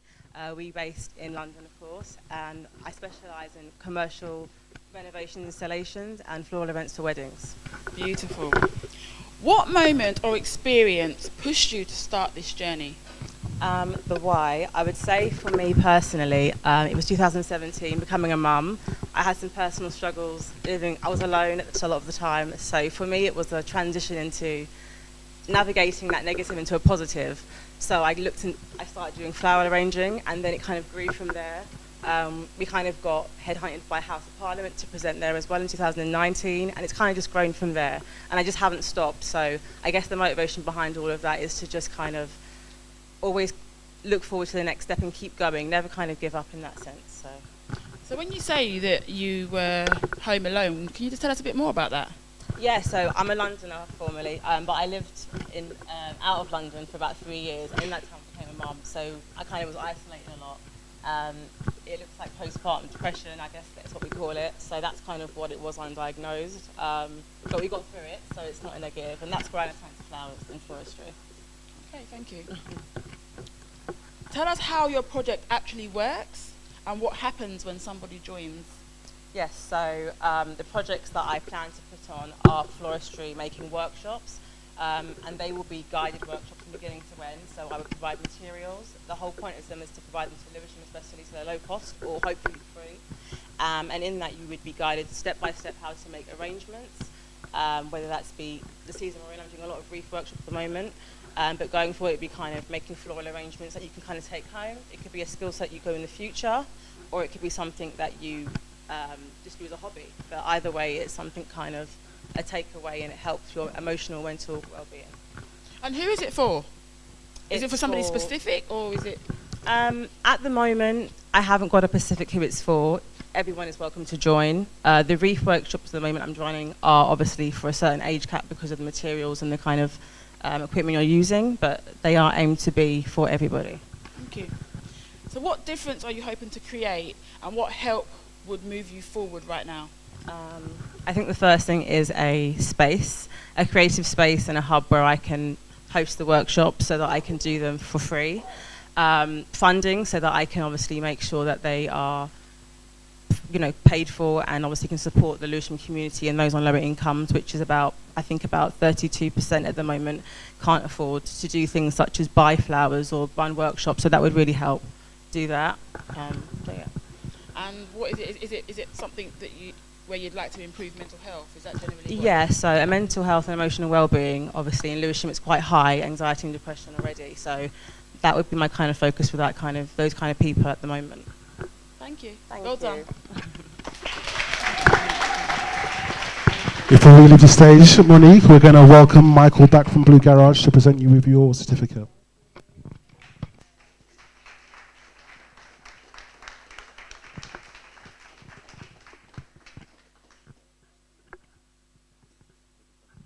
Okay, guys, we're almost there. This is going to be the last presentation tonight. Hang on a second. I'll let them finish off stage. It's going to be the last presentation. And Bola, I believe she's pitching. Are you pitching tonight, Bola, or you have an interview with Crystal? Okay. So before I bring Bola on, I want to say she turns up every week and she's so enthusiastic. And she's a go-getter. She's doing things. She's traveling, seeing the world. She's probably seen more of the UK than I've seen. And I've seen quite a bit, but she's got an interesting project and an interesting story. So I'm going to let her share the mic. If you take the floor here, Bola, welcome to the stage. Thank you. Wow, this is a moment of truth. Good evening, everybody. Ready? I'm ready. So what's your name and project title?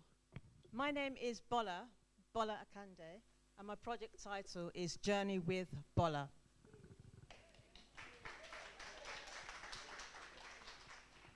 Why does this work matter to you so much personally? Well, to be honest, I've always loved traveling, and this particular project stands out because I went through a period of time when I was in an unhappy marriage, and I was restricted, and of course I need to use my legs, I need to get around, I need to move, so I decided to go on trips around London as a means of escape around the river. And as a result, I decided to take people along with me. And what else would you do? What I do you mean the project? Generally, what I do a lot of walking. I travel around the coast. I take people with me to inspire them with their mental health, to help them with their well-being, mainly their well-being. Okay. Talk about the journaling that you do. The journaling. Okay. So my organization helps women over 60 see the world again in friendship, confidence, and freedom. And we do this, we offer day trips around London and beyond, collaborating with coach companies and train companies as well. We do this in 5 different ways. First, we consult with the client by suggesting a trip or welcoming theirs. Secondly, we research the day trip, paying particular attention to their well-being. Obviously, there's women over 60, and making sure their mental health is also intact. So we also pay attention to the accessibility as well. Thirdly, we plan the trip, and this includes booking and ticketing. Then we go on the trip together. For example, a trip to Tower Bridge would involve like doing a talk, an educational talk with the ladies, and then we would also provide packed lunch as well, and sometimes a hot meal. And then we carry out post-trip follow-ups after that to check in, to feedback, finding out what they liked about the trip, what they didn't like, and how we can move forward. Thank you. Thank you. So where do you see your project in 12 months, and what support do you need to reach your goal?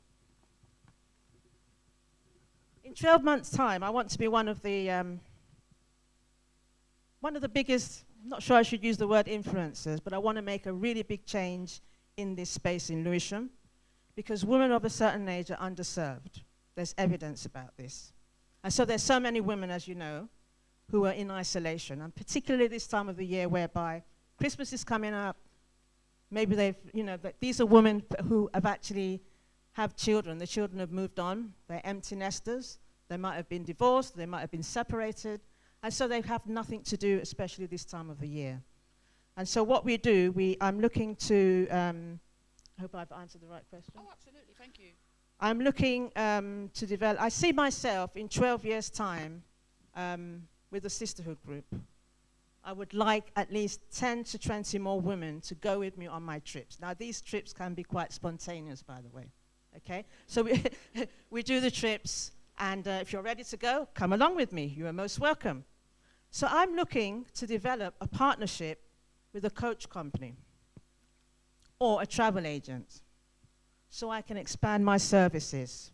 I'm also looking for sponsorship to publicize my trips, and 6 meals plus for the women who are going on the days out with me. Well done. And I imagine you'd also be looking for potential partners who could refer women to you from the Lewisham Borough. That's correct. Yeah. And so if you have anybody who is 60 over and would be interested in going on day trips with me, please scan my QR code. My business cards are on the table. And they are welcome to come along with me. We do trips by coach. We do trips by train. And sometimes, ultimately, in 12 months' time, we would like to go beyond London as well.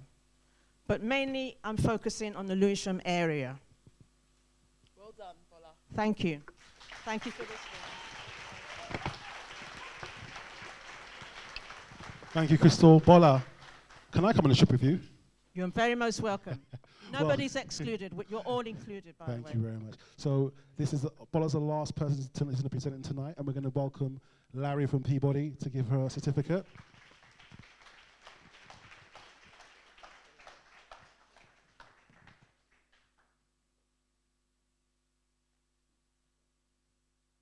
Round of applause for Bola. Thank you. Thank you. Thank you, Bola. All right, guys, we've made it through with some amazing projects. I don't know about you, but I'm really inspired, and just looking at this wall of projects up here, I can see so much potential. Can you? I think there's a lot there. We just need to get behind them and support them. I want to take a moment to talk about something before I welcome Steve back to the stage. I don't know if he's going to like this, but here goes. Steve's a special man with extraordinary abilities, empathy, and he's a go-getter, and he wants to help. He's helped me in tough situations. He's helped people all around this room that I know. And I want to take a moment to not talk too much about, you know, he's had a very challenging time the last few weeks, and we almost canned this whole pitch night. And in the deepest, darkest hole in the floor, Steve was like, no, we're going to do this. He went, Rikefe, you're going to do this. You're going to make it happen for me. And I went, yes, I am, Steve. Because Steve believes in me and I believe in Steve. He's a very special person. He's got an amazing family. And at the best of times, feels like, Steve, you need to slow down. Sorry. Steve, we want to just thank you for what you do for our community. for all the people you've helped and touched over the years, and you will continue to do. A thank you from them too. If it wasn't for people like Steve, we wouldn't have these initiatives. We wouldn't have the opportunity to present our passion, our projects, the things that mean the most to us in the community. So I want to welcome up the Changemakers to give Steve a little gift. Come up. Of course you can. Hello everyone, good evening again. So I've come up here, Stephen, can you join us please? Yes, he can, here you go. We're gate crashing, yes. Rikefe, don't go anywhere. Crystal and Matt, can you join us please?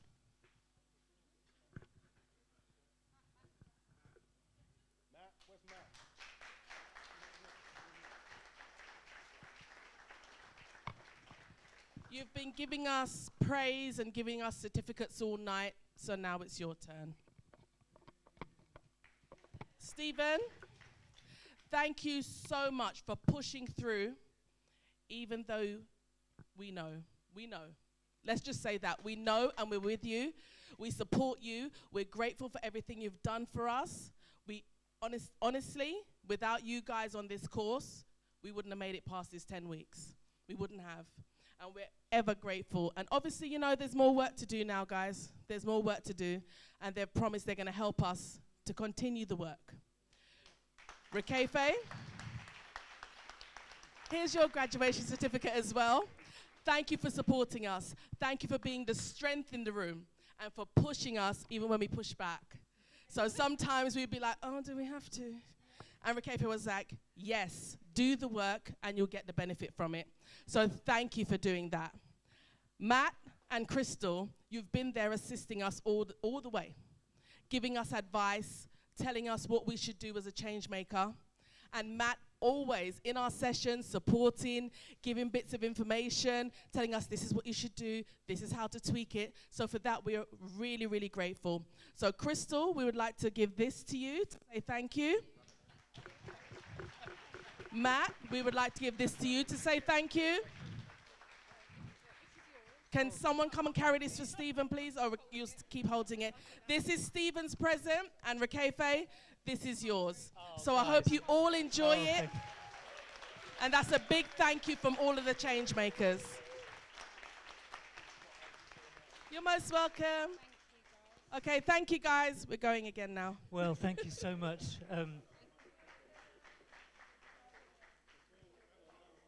So Before we go, Steve, we've got a bouquet of flowers that have been given from the team, the wider team, and Laura, someone you know very well, is going to give them to you. There you go, Steve. There you go. Thank you. Men can love flowers, yeah? Yes, we can. Thank you, guys. Well, listen, folks, thank you so much. Just a couple of things. You know, I used to say, we're going to close off now. Credit you give yourself is not worth having. It's true. People can pump themselves up on social media and they can sing the world about how great they are. But I think tonight what we've seen genuinely is people who are thankful, and I am thankful. And I just want to say three things at the end here. First of all, if you forward the slides, you've thanked me, but I wanted to first of all say thank you to, next slide, just go to the, just scroll down. That next one, here we go. Yeah, and then put that on big screen. There are a group of people. One of the things that we want to do is not be the experts. We want to grow our own leaders. And one of the great things is that anybody who's what we call a change master, people like Tim at the back there, people like Brian, people like Lillian, people like Simon, have been born and bred in Lewisham, and they've got an area of expertise that they're giving back. And that's about local procurement, if you use the jargon. But we need to be growing our own leaders, not importing people in. And I'm really thankful to all of you. Isaac particularly, Tim, you're here, Simon, other people. Really, this is what's so special. All we do is facilitate it. But do you know what? We pay them to do that. It's not just asking for volunteering, it's actually honouring people. So real respect to you. Can we just show a bit of love to you all? Thank you very much. The second group of people is, this looks like a huge FA Cup football board of sponsors. And it looks bigger than it is. But what is so special is that it doesn't matter if you've given some support just as a brand or as an endorsement, or in many cases money. The great thing is that Peabody gave us a grant, and I said I want a quarter of that grant to go to the Changemakers. So this year we've got £5,000 that we're going to spread out to 10 of you, which is nearly £500 each. Now that's not the 5,000 that you need or 50,000 you need, but you're investable, aren't you?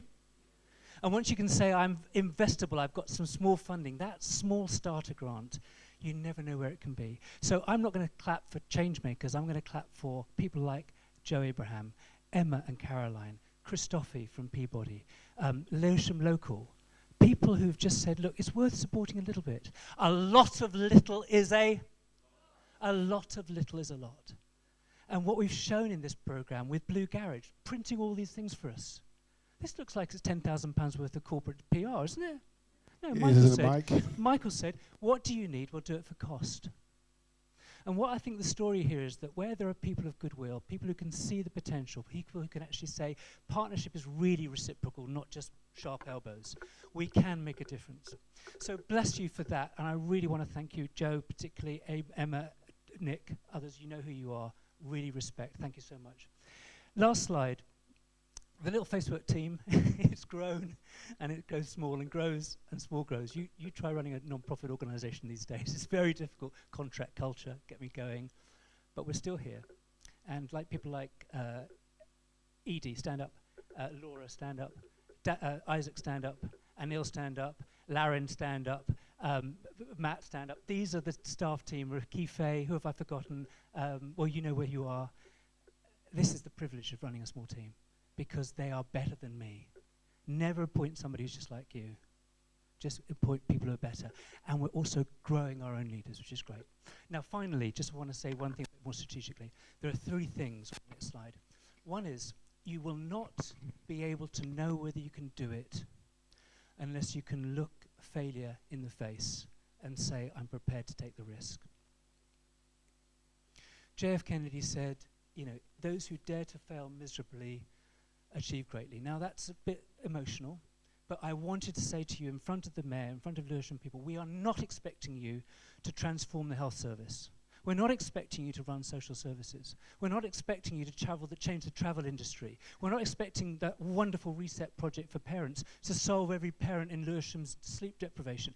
These are enormous, outrageous, almost ambitious ideas. But if you don't take the first step, you'll never know whether you'll do it. So embrace the ambiguity. Embrace the fact that it may not go. In America, they say you can only be a successful businessman if you failed. And in this country, failure is such a shame. If you know how many times I've failed, how many times I've felt pathetic, how many times I've looked at my wife and said, darling, can you help me again? That's where it starts in the home, because they really know what you like. Fee, love you.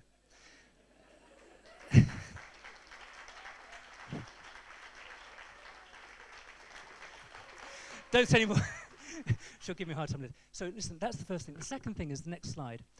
My daughter sent me something the other day that's really quite profound. She's saying that this I owe nothing to anyone culture is really, really important, because people are so stressed with mental health, and they're saying, I'm happy to stay at home, watch Netflix, I'll get 12 bottles of beer without going to the pub, and it's fine because my life is really important. Yes, but. Yes, but.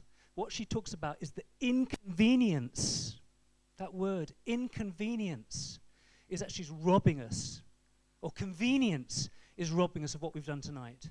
You have all come through the rain and the weather tonight. You've all come to a space where you couldn't even get a chair. You've listened patiently to people who've made their stories and made us feel uncomfortable. Are you inconvenient? Are you inconvenient? Embrace it. It is the only thing that's going to make our next generation of society and community better. And the thing that I'm really proud about tonight, and the reason why I almost wept when some of them were saying their things, is that they are inconvenient. They haven't got funding. One of the tricks of a social entrepreneur is to use what you've got until you get what you need.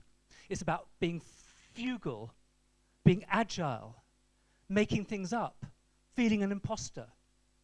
And you will never know where your journey starts. We're going to give you £450 tonight, and that's just a small money that says we want to invest you. But Joan, who's over here, come over here, Joan.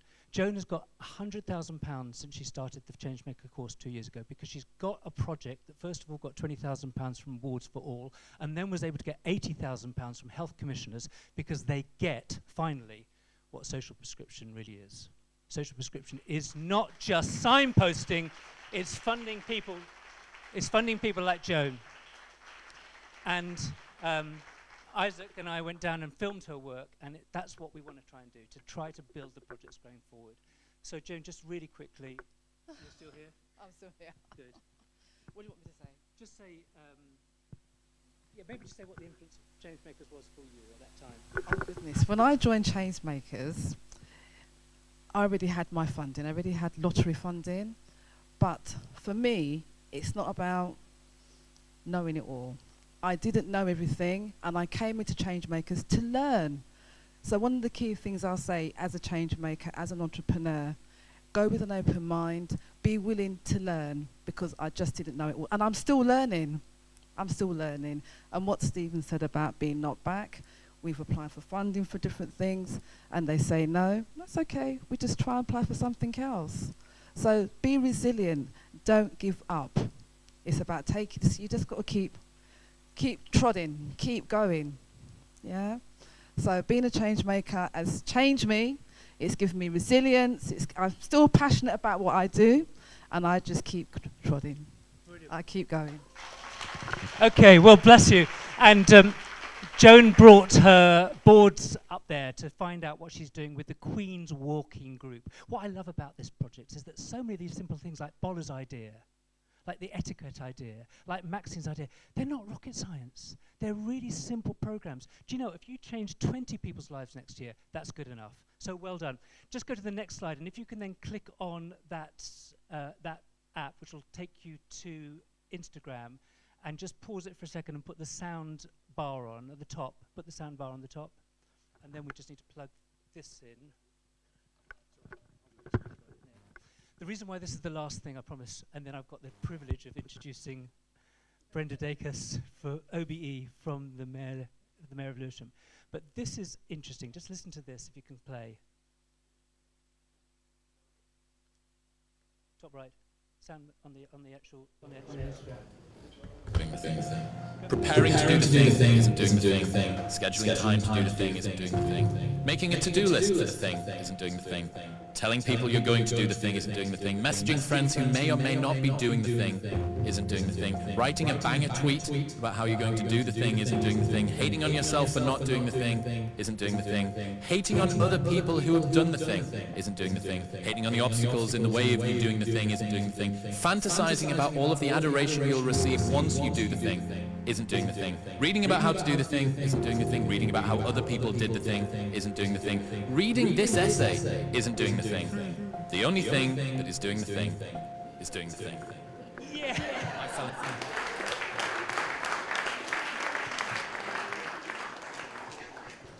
Magic. I suppose that's it. And what I think is tonight is about, we are all going to be inspired to do the thing. If you're doing your thing every day as a teacher, you are doing the thing. If you're doing your thing with loving and supporting your parents, your kids at home, you are doing the thing. And I really just want to say tonight, it's been so special. Thank you for being inconvenient and staying. But just give me one more minute to introduce Brenda Dacres. Brenda, you've come to every Changemaker event apart from last year when you weren't well.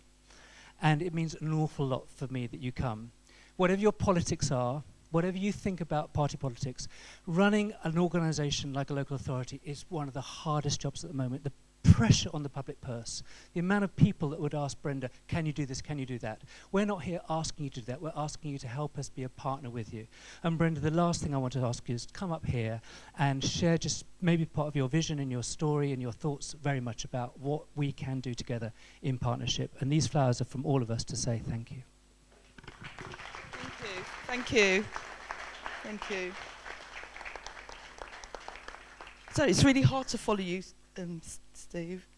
I always look forward to Changemaker, and this year I think it's the biggest ever. Thank you, Blue Garages, for supporting Changemakers, the team, the volunteers, the mentors. It's, you know, because I'm proud to be from Lewisham. I'm proud that my family are here in Lewisham. I'm proud that I brought my son up in Lewisham, because there is so much, not only talent, but there's a nature of giving and thinking not just of yourself, but of others. So many of the Changemakers over there, and you've seen that tonight. I don't know where you can go, where 1 minute you are almost in tears. Thank you, Mark. And then you say something that makes you laugh. Because so many of you over the years, and it's so great to see so many familiar faces and those who've been through the Changemaker program. What you do is you take your experiences and you look to see how you can improve others' lives. What are the gaps that are missing in our community? And then you decide you want to do something about it. And it's wonderful that Stephen and the Changemakers, and it's a brilliant name because that's exactly what it does. It brings you in and helps you to develop your idea and make it into a reality over a number of weeks. And at the start, it seems impossible for many that they're going to get to the end.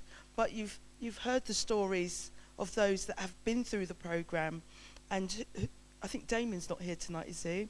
Cat Bites, which he had the idea of, helping those who are digitally excluded, who don't have, laptops and iPads and other tablets.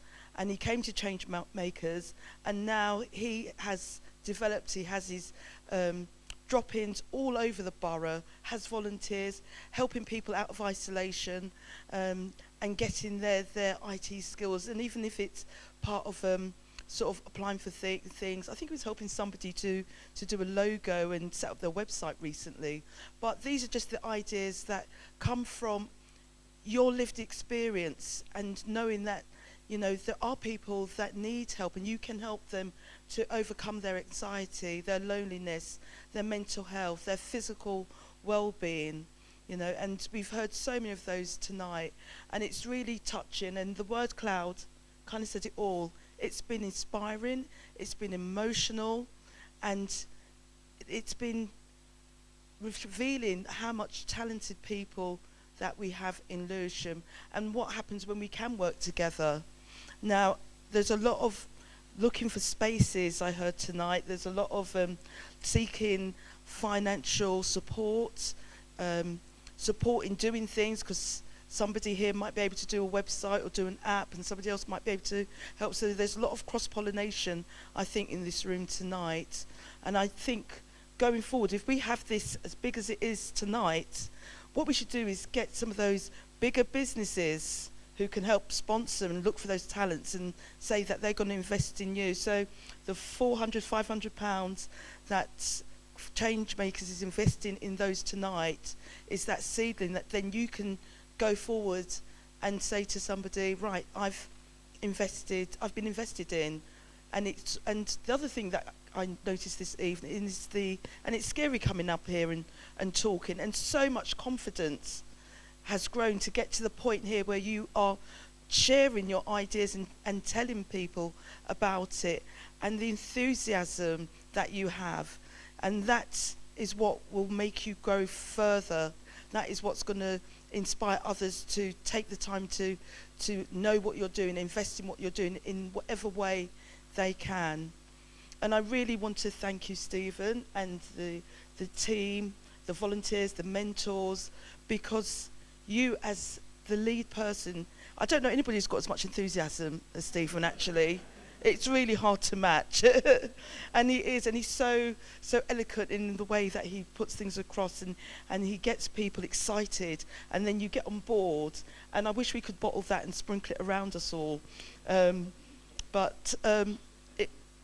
think for Lewisham, you are Lewisham. You are what makes Lewisham the borough that it is, and it is different to any of the other boroughs in London, because we are community-led, we're community-focused, and we support each other. It wasn't just the pandemic, we've always done that. So keep on doing that, and as your mayor, I will continue to work with you, support Changemakers, and I know that we're going to go from strength to strength because we have you and others like you who will be on the programme next year and the year after and the year after that, and we're going to keep growing, and we'll also have some etiquette as well. Thank you.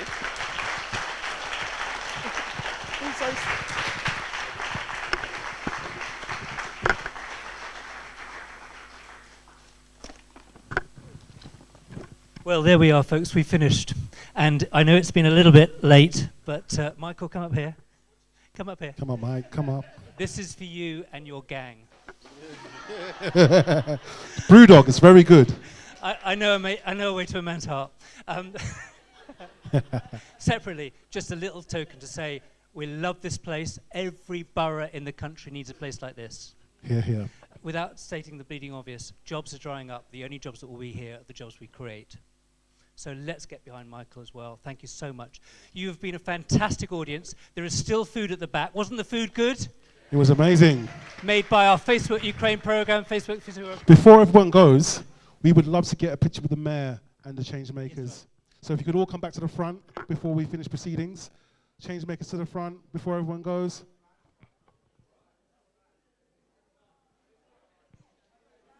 Changemakers to the front, please. Changemakers.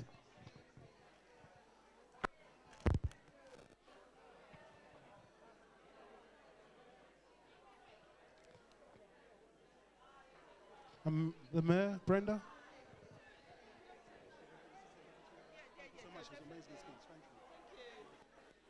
We'll get the mayor in the front. Can we get the mayor in the middle?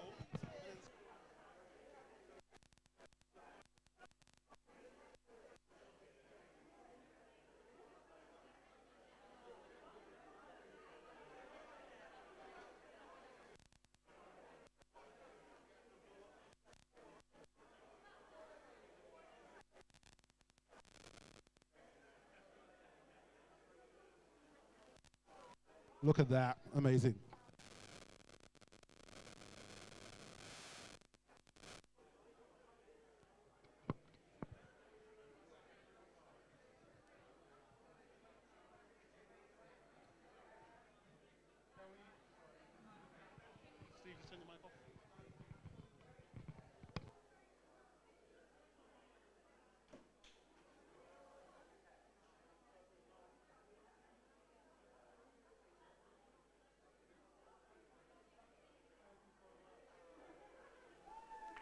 Hey guys, the bar's still open, there's still food to eat. Please enjoy. Thank you for coming to Changemakers. You've been awesome.